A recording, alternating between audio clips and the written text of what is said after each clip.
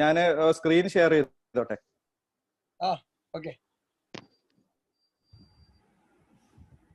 Screen കാണാൻ പറ്റുന്നുണ്ടല്ലോ അല്ലേ? Okay. Very good evening. സത്യത്തില് നമ്മൾ ഈ സൂം ട്രെയിനിങ് പൊതുവെ നോമ്പ് സമയത്തൊക്കെ പകലാണ് ഉണ്ടാവുക. രാത്രി വെച്ചതിന് മലപ്പുറം ടീമിനോട് പ്രത്യേക അഭിനന്ദനം. കുറെ ആൾക്കാരെ പേര് കാരണം മലപ്പുറം ചാപ്റ്ററിലേക്ക് വരുമ്പോ അവിടെ 1 മണിക്കൂർ അവിടുത്തെ എന്റെ ഫ്രണ്ട്സിനെ തന്നെ പറയേണ്ടി വരും, അവരെ പൊക്കേണ്ടി വരും. കാരണം അവിടുത്തെ ചാപ്റ്ററിലെ എല്ലാവരും എന്റെ അടുത്ത സുഹൃത്തുക്കളാണ് എന്നുള്ളതാണ് അതിൽ വലിയ പ്രശ്നം. അതുകൊണ്ട് ഞാൻ വല്ലാതെ പൊക്കാതെ വല്ലാതെ തള്ളാതെ ഞാൻ വിഷയത്തിലേക്ക് കടക്കാം. പക്ഷെ അതിന്റെ മുമ്പ് ഈ വ്യക്തിത്വങ്ങളെ പറയാതെ ഈ ട്രെയിനിങ് ആരംഭിക്കാൻ ബുദ്ധിമുട്ടുണ്ട്. അതുകൊണ്ട് തന്നെ എന്റെ അടുത്ത സുഹൃത്തായിട്ടുള്ള നമ്മുടെ ന്യൂ ജനറേഷന്റെ ഭാഷയിൽ പറഞ്ഞാൽ നമ്മുടെ സുബീഷ് ഭായ്, ഈ മലപ്പുറത്തിന്റെ വാമൻജി എന്നും മലപ്പുറത്തിന്റെ കാക്കാജി എന്നും നമ്മളെ സോണിലെ ലീഡറും ഒക്കെ ആയ, സോണിലെ സുന്ദരനായ സുബീഷ്, എന്റെ ചങ്ക് ബ്രോ എന്നൊക്കെ പറയുന്ന സുബീഷ് ജി, നമ്മളെ JCI ഇന്ത്യയുടെ അഭിമാനമായിരുന്നു 2 വർഷം മുമ്പ് എന്ന് എനിക്ക് 2 വർഷം ഇപ്പോഴും അഭിമാനമാണ്. 2 വർഷം മുമ്പ് ഔട്ട്സ്റ്റാൻഡിംഗ് JCI ഒക്കെ കിട്ടി നമ്മളൊക്കെ അസൂയയോടെ ഞങ്ങളൊക്കെ നോക്കി നിന്ന ഒരു വ്യക്തിത്വമാണ് സുബീഷ് ഭായ്. സുബീഷ് ഭായിയെ കുറിച്ച് പറയാതെ മലപ്പുറത്ത് എങ്ങനെ ട്രെയിനിങ് തുടങ്ങും എന്നുള്ള സംശയത്തിലാണ്. രണ്ടാമത്തത് അതുപോലെ തന്നെ എനിക്ക് വളരെ വേണ്ടപ്പെട്ട വ്യക്തിത്വമാണ് നമ്മുടെ പ്രസിഡന്റ് ഷമീർ ഭായ്. ഷമീർ ഭായിയുടെ പിന്നെ പലപ്പോഴും ഷമീർ ഭായിയുടെ പായസമൊക്കെ ഒരുപാട് കുടിച്ചിട്ടുണ്ട്. ഷമീർ ഭായിയുടെ പാക്കറ്റ് ആണ് സാധ്യം കാര്യമായിട്ട് അവിടെ മലപ്പുറത്ത് നിന്ന് കിട്ടാറുള്ള ഗിഫ്റ്റ് എന്നുകൂടെ ഈ സമയത്ത് ഓർക്കുകയാണ്. രണ്ടാമത്തത് IPP കാണുന്നില്ല. Subeesh bhai IPP എത്തിയിട്ടില്ലേ? IPP Shakir bhai IPP കാണുന്നില്ല. IPP ചിലപ്പോ എന്റെ ട്രെയിനിങ് ആണെന്ന് അറിഞ്ഞപ്പോ മുങ്ങിയതാവും. പിന്നെ ഉണ്ടോ? ഷക്കീർ ഭായ് ഉണ്ട്. മൂന്നാമത്തത് പിന്നെ എന്നെ എപ്പോഴും ബന്ധപ്പെട്ടുകൊണ്ടിരിക്കുന്ന ബദറുദ്ദീൻ, ഓരോ വിഷയങ്ങളിലും ഫോൺ വിളിച്ച് സെക്രട്ടറി, ഒരു കരുത്തുറ്റ സെക്രട്ടറിയാണ് ഇപ്രാവശ്യം മലപ്പുറത്തിന് കിട്ടിയത് എന്നുള്ള കാര്യത്തിൽ സംശയമല്ല. ബദറുദ്ദീൻ ഇതിൽ ഉണ്ടാവും എന്ന് വിശ്വസിക്കുന്നു. പിന്നെ നെക്സ്റ്റ് PD മൊയ്തു സാറ് വളരെ അടുത്ത ബന്ധമുള്ള വളരെ നിഷ്കളങ്കനായിട്ടുള്ള ഒരു അധ്യാപകനാണ്, എൻ്റെ അടുത്ത സുഹൃത്തും കൂടെയാണ്. പിന്നെ അവസാനമായിട്ട് ഞാൻ വെച്ചത് നമ്മുടെ ഗോപകുമാറാണ്. ഗോപകുമാറൊക്കെ നമുക്ക് ഒരുപാട് ഓപ്പർച്യൂണിറ്റി തരുന്നതും ടെക്നോളജിയുടെ പിതാവ് എന്ന അറിയപ്പെടുന്ന ഒരു വ്യക്തിയും കൂടെയാണ്. ട്രെയിനിങ് ആണെങ്കിൽ ട്രെയിനിങ് ലോകത്തും പിന്നെ ടെക്നോളജി ലോകത്തൊക്കെ തിളങ്ങി നിൽക്കുന്ന ഒരു വ്യക്തിത്വമാണ് ഗോപകുമാർ. അപ്പൊ നമുക്ക് തുടങ്ങാം. പിന്നെ ഒരുപാട് വലിയ കാര്യങ്ങളൊന്നും ഇന്ന് സംസാരിക്കുന്നില്ല. നമ്മൾ സാധാരണ കുറച്ച് ടോക്കുകൾ മാത്രമേ ഞാൻ ഉദ്ദേശിക്കുന്നുള്ളൂ. B A brand. പലപ്പോഴും നമ്മളൊക്കെ ട്രെയിനിങ്ങിൽ ചോദിക്കുമ്പോൾ നിങ്ങളുടെ ജീവിതത്തിലെ ലക്ഷ്യം എന്താണ്, നിങ്ങളുടെ ജീവിതം നിങ്ങൾ എന്താവണം എന്ന് ചോദിക്കുമ്പോൾ എവിടുന്നും കിട്ടാത്തൊരു ഉത്തരമാണ് എനിക്ക് നല്ലൊരു ബ്രാൻഡ് ആവണം എന്നുള്ളത്. സത്യം അത് തന്നെയാണ്. എന്തുകൊണ്ട് നമ്മൾ ആരും അതിനെക്കുറിച്ച് ചിന്തിക്കുന്നില്ല എന്നുള്ളതൊരു വസ്തുതയാണ്. ബ്രാൻഡ് എന്ന് പറഞ്ഞാൽ എനിക്ക് ഓർമ്മ വരുന്നത്, ലോകത്തിലെ നമ്പർ 1 ബ്രാൻഡ് എന്ന് പറയുന്നത് ആപ്പിൾ കഴിഞ്ഞ ആപ്പിൾ 10 ഇറങ്ങിയ സമയത്ത് 2019 ആപ്പിൾ 10 ഇറങ്ങിയ സമയത്ത് 18 മണിക്കൂറാണ് ആദ്യത്തെ ആപ്പിൾ, ലോകത്തിലെ ആദ്യത്തെ ആപ്പിൾ എനിക്ക് സ്വന്തമാക്കണം എന്ന് ദൃഢനിശ്ചയം ചെയ്ത് വീട്ടിൽ നിന്ന് ഇറങ്ങി 18 മണിക്കൂർ ക്യൂവിൽ നിന്ന് ഭക്ഷണവും വെള്ളവും ഒക്കെ ക്യൂവിൽ കവറായിട്ട് കൊണ്ടുപോയി ക്യൂവിൽ നിന്ന് കഴിച്ച ആ വ്യക്തിയുടെ വാട്സപ്പിലും മറ്റുമൊക്കെ വന്നത് നമ്മളൊക്കെ കണ്ടിട്ടുണ്ടാവും. 18 മണിക്കൂറാണ് ആ ലോകത്തിലെ നമ്പർ 1 പ്രൊഡക്റ്റ്, ലോകത്തിലെ ആദ്യത്തെ ആപ്പിൾ എനിക്ക് സ്വന്തമാക്കണം എന്ന് തീരുമാനിച്ചിറങ്ങിയത്. നമ്മളൊക്കെ പലപ്പോഴും ആലോചിക്കണം, നമ്മള് ഒരു വ്യക്തി ഇൻഡിവിജ്വൽ ബ്രാൻഡിലേക്ക് വരുമ്പോ നമ്മള് ഒരു ബ്രാൻഡ് 18 മണിക്കൂറിൽ അത്ര വേണ്ട 1 മണിക്കൂറെങ്കിലും നമ്മളെ വെയിറ്റ് ചെയ്യാൻ ഇവിടെ എത്ര പേര് തയ്യാറുണ്ട് എന്നുള്ളതാണ്. ഞാൻ ചോദിക്കുന്ന ചോദ്യം ഇത്രയേ ഉള്ളൂ. നമ്മളൊരു ടീച്ചർ ആണെങ്കിൽ നമ്മുടെ കുട്ടികൾ നമ്മുടെ ക്ലാസ്സിന് വേണ്ടി ആർത്തിയോടെ, ആകാംക്ഷയോടെ, സന്തോഷത്തോടെ 1 മണിക്കൂറെങ്കിലും നമ്മൾ വെയിറ്റ് ചെയ്യാറുണ്ടോ? നമ്മളൊരു എന്റർപ്രണർ ആണെങ്കിൽ നമ്മളെ ഷോപ്പിലുള്ള നമ്മുടെ സ്റ്റാഫ് അല്ലെങ്കിൽ നമ്മുടെ തൊട്ടടുത്തുള്ള സ്റ്റാഫ് നമ്മളെ ആകാംക്ഷയോടെ കാത്തു നിൽക്കാറുണ്ടോ? നമ്മളൊരു ബ്രാൻഡാണോ? നമ്മുടെ ജീവിതത്തിൽ ബ്രാൻഡ് ആവുന്നതിന്റെ പ്രാധാന്യം നമ്മൾ എത്രത്തോളം മനസ്സിലാക്കിയിട്ടുണ്ട് എന്നുള്ളതാണ് ചോദ്യം. ഞാൻ മാത്രം സംസാരിക്കുന്നതിൽ പൊതുവെ ഈ സൂം ട്രെയിനിങ്ങിന്റെ ഒരു കുഴപ്പം നേരിട്ട് കാണൂല എന്നുള്ളത് കൊണ്ട് തന്നെ ആകെ അതിലൊരു ആശ്വാസം കുറച്ച് ചാറ്റിംഗ് നടക്കും എന്നുള്ളത് കൊണ്ടാണ്. ഗോപകുമാർ സാർ എന്നെ ഒന്ന് സഹായിക്കണം, ചാറ്റിംഗ് ഒന്ന് വായിക്കണം. എനിക്ക് ഇവിടുന്ന് ലാപ്പിലാണ്, രണ്ടും കൂടെ ആവുമ്പോൾ ചെറിയൊരു കൺഫ്യൂഷൻ വരുന്നുണ്ട്. പിന്നെ ഏതായാലും പിന്നെ എന്റെ ചോദ്യം ഇതാണ്, ഞാൻ നല്ലൊരു ബ്രാൻഡാണ് എന്ന് യെസ് ഓർ നോ ഉത്തരം.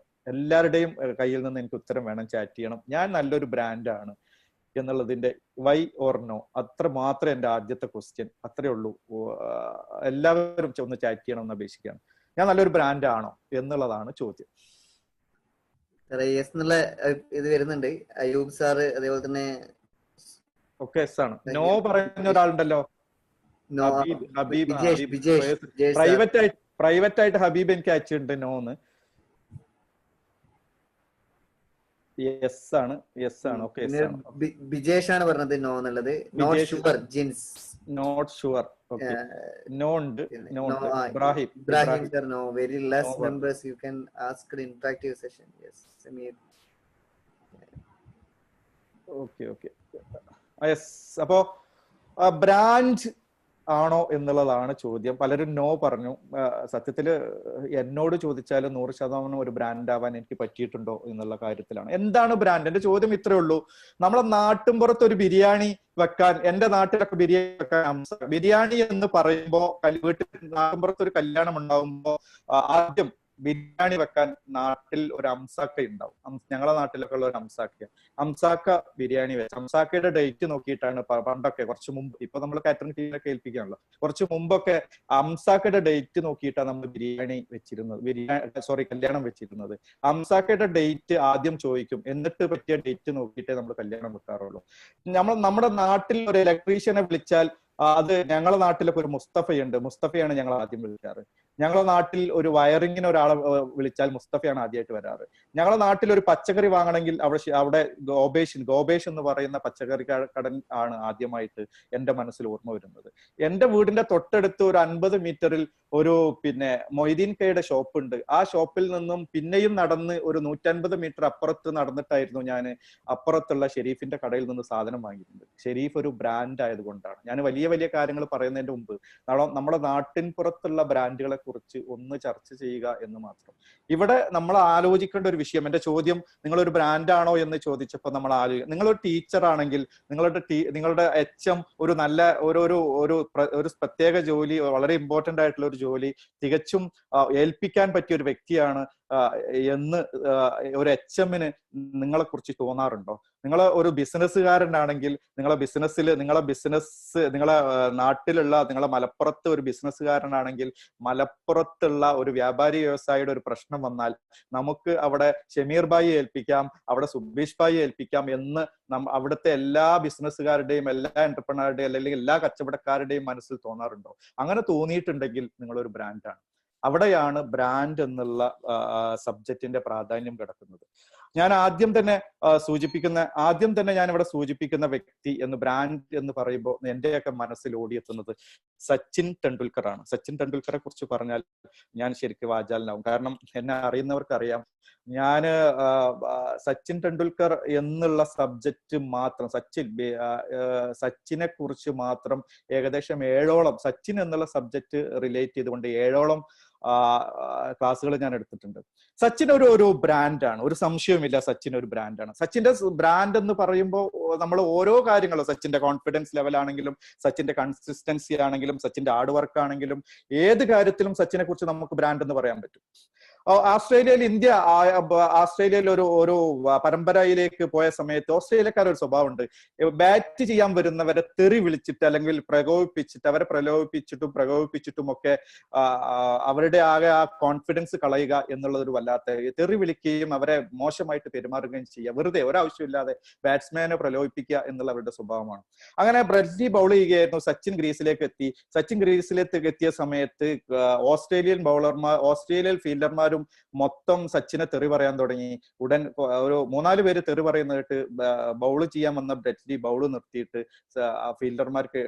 ഫീൽഡർമാരുടെ അടുത്തോട്ട് പറഞ്ഞു, ദയവായിട്ട് അത് ചെയ്യരുത്. ക്രിക്കറ്റിലെ ഈസ് എ ജെന്റിൽമാൻ, ക്രിക്കറ്റിലെ ഒരു മാന്യനാണ് സച്ചിൻ ടെണ്ടുൽക്കർ എന്നുള്ളത്. ഞാൻ പറഞ്ഞത് അദ്ദേഹത്തിന്റെ സ്വഭാവത്തിന്റെ കാര്യത്തിൽ സച്ചിൻ ടെണ്ടുൽക്കർ ഒരു മാന്യനാണ് എന്നുള്ളതാണ്. സ്വഭാവത്തിന്റെ കാര്യത്തിൽ നല്ലവനായി എന്നുള്ളത് കൊണ്ട് മാത്രം ഒരിക്കലും ഒരുവൻ ബ്രാൻഡ് ആയിക്കൊള്ളണമെന്നില്ല. സച്ചിൻ ടെണ്ടുൽക്കറുടെ ഏറ്റവും എനിക്ക് അതിലപ്പുറത്ത് സച്ചിനെ കുറിച്ച് പറയാനുള്ള ഒരു വല്ലാത്തൊരു സംഭവം എന്ന് വെച്ചാൽ, നമ്മളൊക്കെ അറിഞ്ഞിട്ടുണ്ടാവും, നമ്മളൊക്കെ കേട്ടതും ക്രിക്കറ്റിനോട് ഒരുപാട് ഇഷ്ടമുള്ളവർക്കൊക്കെ അറിയാവുന്ന ഒരു ചരിത്രമാണ്. ഈ ഓസ്ട്രേലിയ ഇന്ത്യയിലേക്ക് വരുന്നു, പത്രക്കെട്ടുകളിൽ മുഴുവൻ ഓസ്ട്രേലിയ വേഴ്സസ് ഇന്ത്യ എന്നല്ല എഴുതിയിരുന്നത്. അന്നത്തെ ക്രിക്കറ്റിലെ ലോകം കണ്ട ഏറ്റവും ക്രിക്കറ്റിലെ സ്പിന്നർ എന്നറിയപ്പെടുന്ന ഷെയ്ൻ വാണും ഷെയ്ൻ വാൺ വേഴ്സസ് സച്ചിൻ എന്നായിരുന്നു അന്ന് ഇന്ത്യയുടെ പത്രങ്ങൾ മൊത്തം എഴുതിയിരുന്നത്. അത് 2 മാസം 3 മാസം മുമ്പേ ആ സച്ചിന്റെയും ഷെയ്ൻ വാന്റെയും കൂട്ടിമുട്ടൽ എങ്ങനെ ഉണ്ടാവും എന്നുള്ള ചർച്ചകളായിരുന്നു മാധ്യമങ്ങൾ മൊത്തം. പക്ഷെ സച്ചിൻ ടെണ്ടുൽക്കർക്ക് തന്നെ രാജ്യം അർപ്പിക്കുന്ന, രാജ്യം തന്നെ കുറിച്ച് വീക്ഷിക്കുന്ന, രാജ്യം തന്നെ കുറിച്ച് പ്രതീക്ഷ അർപ്പിക്കുന്നത് സച്ചിൻ ഒരിക്കലും നിരാശനാക്കാൻ, തന്റെ പ്രേക്ഷകരെ നിരാശനാക്കാൻ സച്ചിൻ തയ്യാറല്ലാത്തതുകൊണ്ട് സച്ചിൻ ചെയ്തത് എന്താണെന്ന് വെച്ചാൽ ബോംബെയിലുള്ള ഒരു സ്റ്റേഡിയം, ഒരു പിച്ച് അടങ്ങുന്ന ഒരു സ്റ്റേഡിയം വാടക എടുക്കുകയും 2 മാസം കാശ് കൊടുത്തിട്ട് ബോംബെയിലുള്ള ഒരു സ്റ്റേഡിയം വാടക എടുത്തിട്ട് തമിഴ്നാട്ടിലുള്ള ഒരു ലെഗ് സ്പിന്നർ ആയിട്ടുള്ള ഷെയ്ൻ വാണിനെ പോലെ ബോൾ ഏകദേശം തിരിക്കാൻ പറ്റിയ സുബ്രഹ്മണ്യൻ എന്ന് പറയുന്ന ഒരു ലെഗ് സ്പിന്നറെ 2 മാസം അദ്ദേഹത്തിന് കാശ് കൊടുത്തിട്ട് എല്ലാ ദിവസവും 6 മണിക്കൂർ പ്രാക്ടീസ് ചെയ്യുകയുണ്ടായി.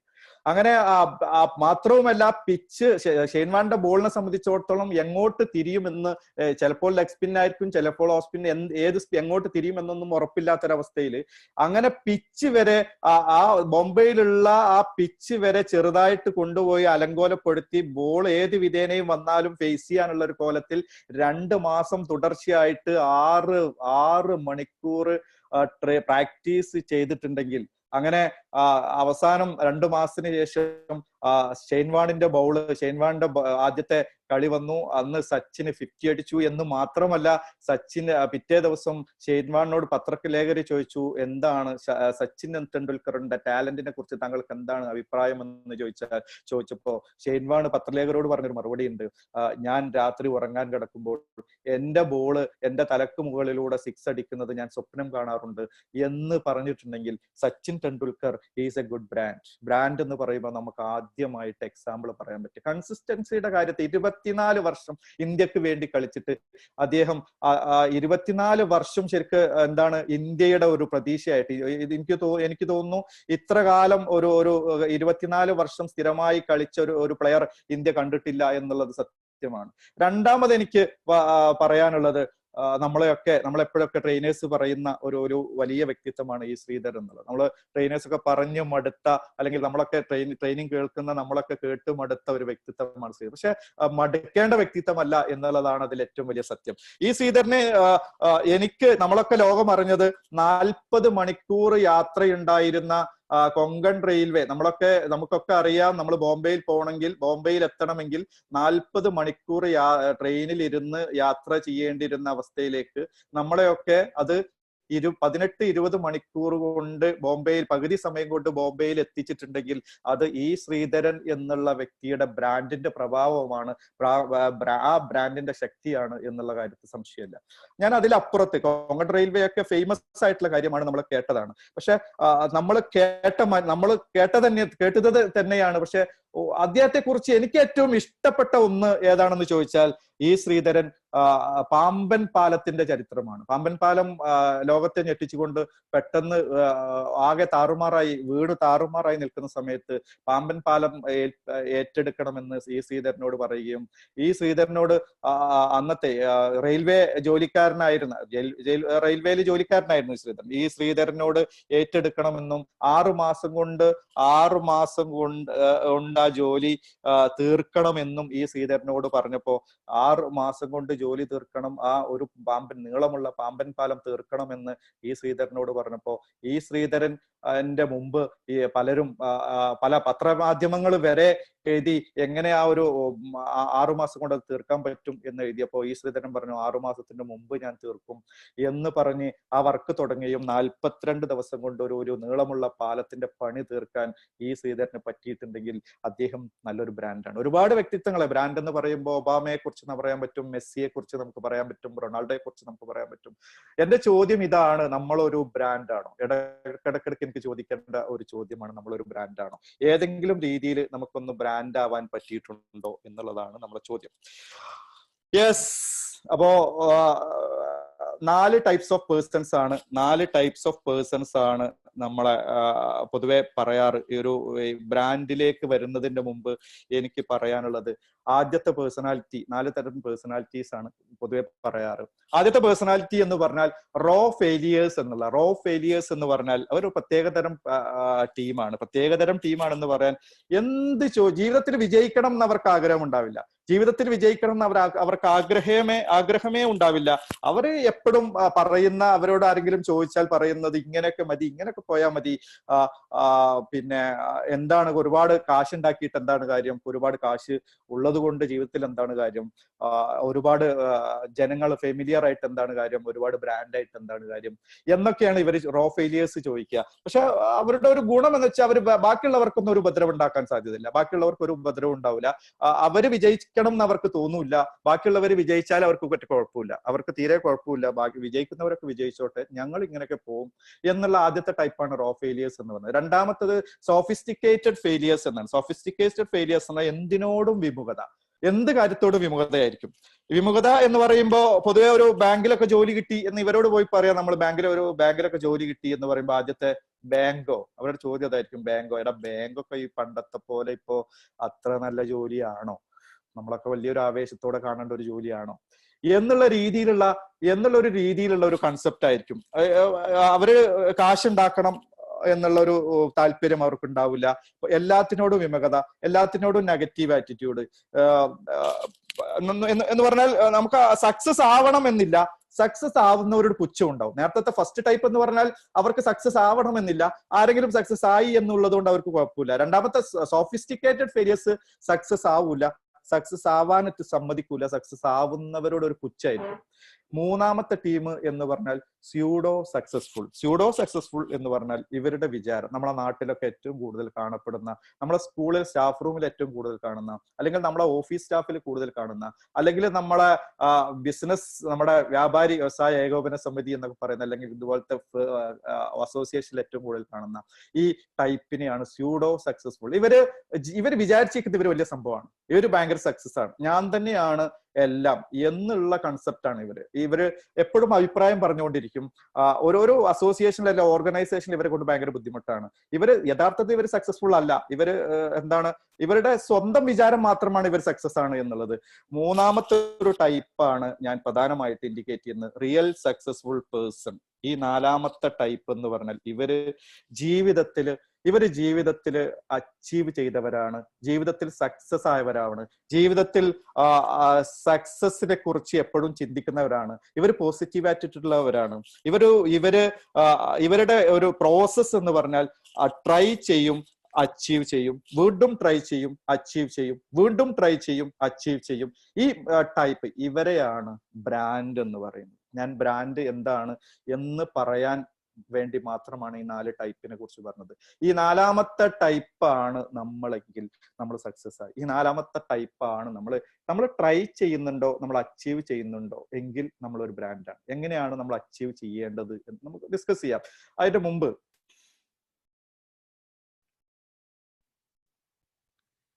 4 P's of personal brand. 1 minute, ഞാൻ ഒന്ന് വെള്ളം കുടിച്ചു.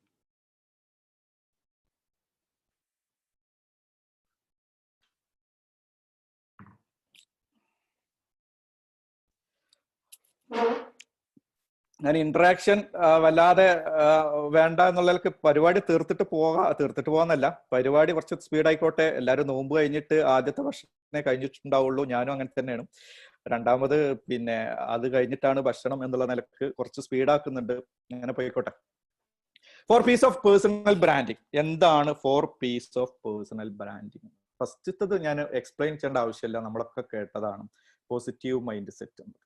പോസിറ്റീവ് മൈൻഡ് സെറ്റിനെ കുറിച്ച് എക്സ്പ്ലെയിൻ ചെയ്യേണ്ട ആവശ്യമില്ല. നമ്മൾ ക്ലാസ് കേട്ട് ബി പോസിറ്റീവ് എന്നുള്ള സബ്ജക്ട് കേൾക്കാത്തവർ ഒരു 3-4 പ്രാവശ്യം ജീവിതത്തിൽ ജേസിക്കാരായിട്ടും അല്ലാത്തവരായിട്ടും ഒരുപാട് കേട്ടിട്ടുണ്ട് പോസിറ്റീവ് മൈൻഡ് സെറ്റ് ജീവിതത്തിൽ. പക്ഷെ ഞാൻ എപ്പോഴും പോസിറ്റീവ് മൈൻഡ് സെറ്റിനെ കുറിച്ച് നമ്മളോട് ട്രെയിനേഴ്സും മറ്റും ഒക്കെ പറയുന്ന സമയത്ത് പോസിറ്റീവ് മൈൻഡ് സെറ്റ് എന്ന് പറയുമ്പോൾ നമ്മൾ പറയേണ്ട വല്ലാത്തൊരു, ശരിക്കും ഞാൻ സജസ്റ്റ് ചെയ്യുന്നത്, എന്റെ ഒരു അഭിപ്രായത്തിൽ ഞാൻ സജസ്റ്റ് ചെയ്യുന്നത് പോസിറ്റീവ് മൈൻഡ് സെറ്റിൽ അപ്പുറത്ത് പോസിറ്റീവ് മൈൻഡ് സെറ്റിൽ അപ്പുറത്ത് റൈറ്റ് മൈൻഡ് സെറ്റ് അല്ലെങ്കിൽ റൈറ്റ് ആറ്റിറ്റ്യൂഡാണ് ഞാൻ സജസ്റ്റ് ചെയ്യാറ്. അതിനൊരു ഞാൻ എക്സാമ്പിളും പറയാറുണ്ട്. വല്ലാതെ പോസിറ്റീവ് ആവുമ്പോഴും പ്രശ്നമാണ് എന്നാണ്. ചിലപ്പോൾ ചില ട്രെയിനേഴ്സ് ഒക്കെ എതിർക്കും. പക്ഷെ ഞാൻ എൻ്റെ ഒരു അഭിപ്രായം, ഞാൻ അതിൽ ഏറ്റവും പറയുന്ന ഒരു എക്സാമ്പിള്, പിന്നെ ഒരു വലിയ പായക്കപ്പൽ ഇങ്ങനെ പായക്കപ്പൽ ഒരു കടലിലൂടെ അങ്ങനെ യാത്ര പോവുകയാണ്. 3 വ്യക്തികളാണ് അതിലുള്ളത്. ഫസ്റ്റത്തെ വ്യക്തി നെഗറ്റീവ് ആറ്റിറ്റ്യൂഡ് ഉള്ള വ്യക്തിയാണ്. രണ്ടാമത്തെ വ്യക്തി പോസിറ്റീവ് ആറ്റിറ്റ്യൂഡ് ഉള്ള വ്യക്തിയാണ്. മൂന്നാമത്തെ വ്യക്തി ഇതുപോലെ ഞാൻ പറയുന്ന ഈ ടൈപ്പാണ്, റൈറ്റ് ആറ്റിറ്റ്യൂഡ് ഉള്ള വ്യക്തിയാണ്. ഫസ്റ്റത്തെ വ്യക്തി അങ്ങനെ പിന്നെ കടലിലൂടെ പോകുന്ന സമയത്ത് അതിഭയങ്കരമായ കാറ്റ് വരികയും ഈ പായക്കപ്പല് എപ്പോഴും മുങ്ങാം എന്നുള്ള രീതിയിലുള്ള അതിഭയങ്കരമായ കാറ്റ് വന്നുകൊണ്ടിരിക്കുകയാണ്. ഫസ്റ്റത്തെ വ്യക്തി ആകെ പേടിച്ച്, നെഗറ്റീവ് ആയിട്ടുള്ള പേടിച്ച് എന്താണ് ഭ്രാന്തായി നിന്നിട്ട് പറഞ്ഞു, നമ്മൾ തീർന്നു കേട്ടോ, നമ്മൾ മരിക്കാൻ പോവാണ് കേട്ടോ, ഇനി നമുക്ക് രക്ഷയില്ല കേട്ടോ എന്നൊക്കെ പറഞ്ഞ് നെഗറ്റീവ് മാത്രം അടിച്ചുകൊണ്ടിരിക്കുകയാണ്. രണ്ടാമത്തെ വ്യക്തി എന്ന് പറയുന്നത് പോസിറ്റീവ് ആണ്. അയാൾ ഒന്നും അവിടെ ഇരുന്നിട്ട് ഇങ്ങനെ ഒക്കെ ശരിയാവും, നിങ്ങൾ ഒരു പേടിയും പേടിക്കണ്ട, ഒക്കെ പോസിറ്റീവായിട്ട് കാണണം എന്ന് പറഞ്ഞ് അങ്ങനെ ഇരിക്കുകയാണ്. മൂന്നാമത്തെ വ്യക്തി ഒന്നും പറയുന്നില്ല. അദ്ദേഹം പോയിട്ട് ആ പായ ഒന്ന് കാറ്റിനെതിരായി അല്ലെങ്കിൽ ചെറുതായിട്ട് ആ പായ കറക്റ്റ് ശരിയാക്കി കൊണ്ടുവന്ന് തൊട്ടടുത്ത് കാണുന്ന ഒരു കരക്കടുപ്പിച്ചു എന്നുള്ളതാണ് ഈ കഥയുടെ അവസാനം എന്ന് പറയുന്നത്. തിരിച്ച് ഞാൻ പറഞ്ഞു വരുന്നത്, ഓവറായിട്ട് പോസിറ്റീവ് ആവുമ്പോഴും ഓവറായിട്ട് നെഗറ്റീവ് ആവുമ്പോഴും ഒക്കെ ഉള്ള പ്രശ്നം നമ്മൾ ചിലപ്പോൾ കുഴിയിൽ വീഴാനുള്ള സാധ്യതയുണ്ട് എന്നുള്ള അതിന്റെ ഇടക്കുള്ള അല്ലെങ്കിൽ ഒരു റൈറ്റ് ആറ്റിറ്റ്യൂഡിനെയാണ് ഞാൻ സജസ്റ്റ് ചെയ്യുന്നത്. പക്ഷെ ഒരു ട്രെയിനർ എന്നുള്ള നിലയ്ക്ക് എപ്പോഴും എനിക്ക് പോസിറ്റീവ് മൈൻഡിനെ കുറിച്ച് സംസാരിച്ചുള്ളൂ. നമ്മൾ എപ്പോഴും പോസിറ്റീവ് ആവുക എന്നുള്ളതാണ് ഏറ്റവും വലിയ സത്യം. ഞാൻ അതിനെക്കുറിച്ച് കൂടുതൽ ഡിസ്കസ് ചെയ്യണം, നമുക്ക് അറിയുന്നതാണ്. നമ്മളെപ്പോഴും ട്രെയിനേഴ്സ് പറയുന്ന ഒരു സംഗതി ഉണ്ട്, ഒരു പകുതി ക്ലാസ് കണ്ടാൽ മലയാളി പറയും, മലയാളിയെ കുറിച്ച് അങ്ങനെ ഒരു കംപ്ലൈന്റ് ഉണ്ടല്ലോ, പകുതി ക്ലാസ്സിൽ വെള്ളം കണ്ടാൽ മലയാളി പറയും ആ ഗ്ലാസ്സിൽ പകുതിയോളം വെള്ളമുള്ളൂ എന്ന് പറയുന്ന മലയാളിയുടെ ഒരു കൺസെപ്റ്റ്. ഒരു റോസാപ്പൂ കണ്ടാൽ മലയാളി പറയും എന്താണല്ലേ മൊത്തം മുള്ളാണല്ലോ ആ പൂവിൽ എന്ന് മലയാളി പറയും എന്നുള്ളതാണ്. യഥാർത്ഥത്തിൽ എന്ത് ഭംഗിയുള്ള, എന്ത് മണമുള്ള, എന്ത് സ്മെല്ലുള്ള പൂവ് എന്ന് പറയാൻ മലയാളിക്ക് അറിയില്ല എന്നാണ് പറയുക. രണ്ടാമത്തത് പറയാറ് പാഷൻ എന്നുള്ളതാണ്. പാഷൻ നമ്മള് ബിസിനസ് ക്ലാസ്സുകളിലൊക്കെ ഞാൻ കാര്യമായിട്ട് ഇതിൽ എനിക്ക് തോന്നുന്നു എൻ്റെ സുഹൃത്ത് പിന്നെ ഹെക്ക് ഇതിലുണ്ട് എന്നാണ് എനിക്ക് തോന്നുന്നത്. ഹെക്ക് കഴിഞ്ഞ ആഴ്ച എടുത്തൊരു സബ്ജക്റ്റ് ആയിരുന്നു ബി എ പാഷനേറ്റ് എന്റർപ്രണർ. എന്റർപ്രണർഷിപ്പിലും ബിസിനസ്സിലും ഒക്കെ നമ്മൾ ചർച്ച ചെയ്യുന്ന ഒരു വലിയ സബ്ജക്റ്റ് ആണ് പാഷൻ എന്നുള്ളത്. എന്താണ് പാഷൻ? നമ്മൾ ഇഷ്ടം ഒരു ജോലി ചെയ്യുന്ന സമയത്ത് as A teacher, as A business man, as A government employee, what ever it is, ഏത് പ്രൊഫഷൻ ആണെങ്കിലും നമ്മൾ ഇഷ്ടപ്പെട്ട് ജോലി ചെയ്യുക, കഷ്ടപ്പെട്ട് ജോലി ചെയ്യാതെ ഇഷ്ടപ്പെട്ട് ജോലി ചെയ്യുന്നതിനാണ് യഥാർത്ഥത്തിൽ ഒരു വളരെ സിമ്പിൾ ആയിട്ട് പറയാൻ പറ്റിയത് പാഷൻ എന്ന് പറയുന്നത്. ഇഷ്ടപ്പെട്ട് ജോലി ചെയ്യുക എന്നുള്ളത്. കാലിക്കറ്റ് യൂണിവേഴ്സിറ്റി ക്യാമ്പസ് സ്കൂളിൽ എനിക്ക് ഒരിക്കൽ ക്ലാസ് എടുക്കാൻ വേണ്ടി ഔട്ട് ടു ഫേസ് എക്സാം എന്നുള്ള സബ്ജക്ട് എടുക്കാൻ പോയ സമയത്ത് ഒരു ടീച്ചറുടെ റിട്ടയർമെന്റ് ഉണ്ടായിരുന്നു. ഞാൻ ഇപ്പോഴും ഓർക്കുന്നു, 2 വർഷം മുമ്പാണ്. ഒരു ടീച്ചറുടെ റിട്ടയർമെന്റിൽ അവിടുത്തെ എച്ച് എം എന്നെ പറഞ്ഞു, സാർ ക്ലാസ് തുടങ്ങുന്നതിന് മുമ്പ് ഒരു റിട്ടയർമെന്റ് ഉണ്ട്, അതും കൂടെ കഴിഞ്ഞിട്ട് നമുക്ക് ക്ലാസ് തുടങ്ങാം, സാറും കൂടെ വന്നോ, സാറും കൂടി വരാൻ പറ്റുമോ, സാറിന് ബുദ്ധിമുട്ടുണ്ടോ എന്ന് ചോദിച്ചപ്പോൾ ഞാൻ എന്താണ്, ഞാൻ വരുന്നതിന് ബുദ്ധിമുട്ടൊന്നുമില്ല എന്ന് പറഞ്ഞിട്ട് ഞാൻ അവിടെ എന്നെ ഒരു ട്രെയിനറൊക്കെ അല്ലേ, അപ്പോൾ അവിടെ ഒരു മൂലയിൽ കൊണ്ടുപോയിട്ട് അവിടെ ഇരുത്തിയപ്പോൾ ഞാൻ ആ ടീച്ചറുടെ പ്രസംഗം കേട്ടു. ഒരു നിഷ്കളങ്കയായ ടീച്ചർ, എല്ലാ കുട്ടികളുടെ മുഖത്തും ഭയങ്കര വിഷമം, ടീച്ചറെ യാത്രയൊക്കെയാണ്.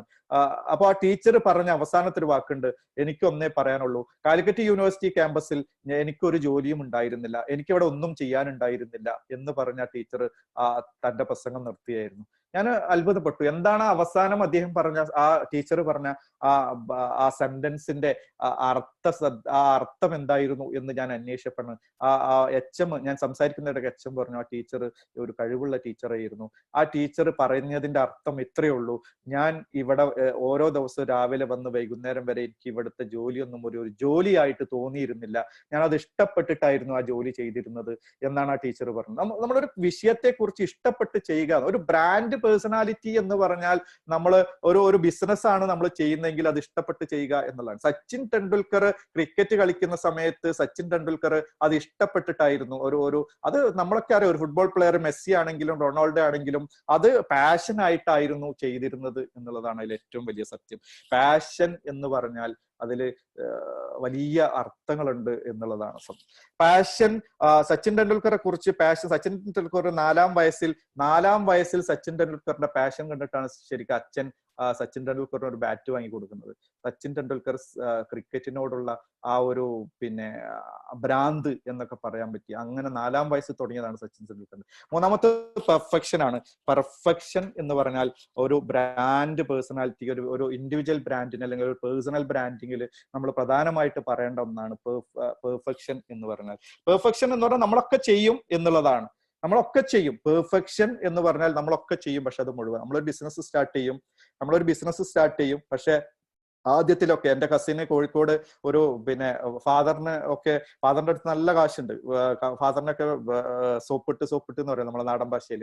ഫാദറിനെയൊക്കെ സോപ്പിട്ടിട്ട് അവര് ബിസിനസ് സ്റ്റാർട്ട് ചെയ്തു. മക്കളെ ഏൽപ്പിച്ചു. കൂൾ ബാർ ഏകദേശം ഒരു 2 crore ഒരു ബിസിനസ്സാണ് സ്റ്റാർട്ട് ചെയ്തത്. ആ കൂൾ ബാറും ബേക്കറിയും ഒക്കെ ആയിട്ട് ആദ്യം ഈ 2 കസിനും സ്ഥിരമായിട്ടൊക്കെ പോവുമായിരുന്നു.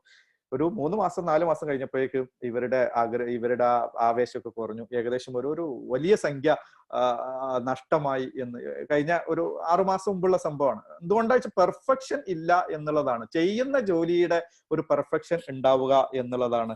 രണ്ടാമത്തത് പേഴ്സിവറൻസ് എന്ന് പറയുന്ന സ്ഥിരോത്സാഹം. പേഴ്സിവറൻസ് എന്ന് പറഞ്ഞാൽ സ്ഥിരോത്സാഹം ഉണ്ടാവുക എന്നുള്ളതാണ്. സ്ഥിരോത്സാഹം എന്ന് പറഞ്ഞാൽ ഞാൻ എപ്പോഴും പറയുന്ന എക്സാമ്പിള് നമ്മളെ സിദ്ധാർത്ഥ് എന്ന് പറയുന്ന വ്യക്തിയെ കുറിച്ച് എത്ര പേര് കേട്ടിട്ടുണ്ട് എന്ന് എനിക്ക് അറിയില്ല. ഞാൻ സിദ്ധാർത്ഥിനെ കുറിച്ച് പറയുന്നതിന് മുമ്പ്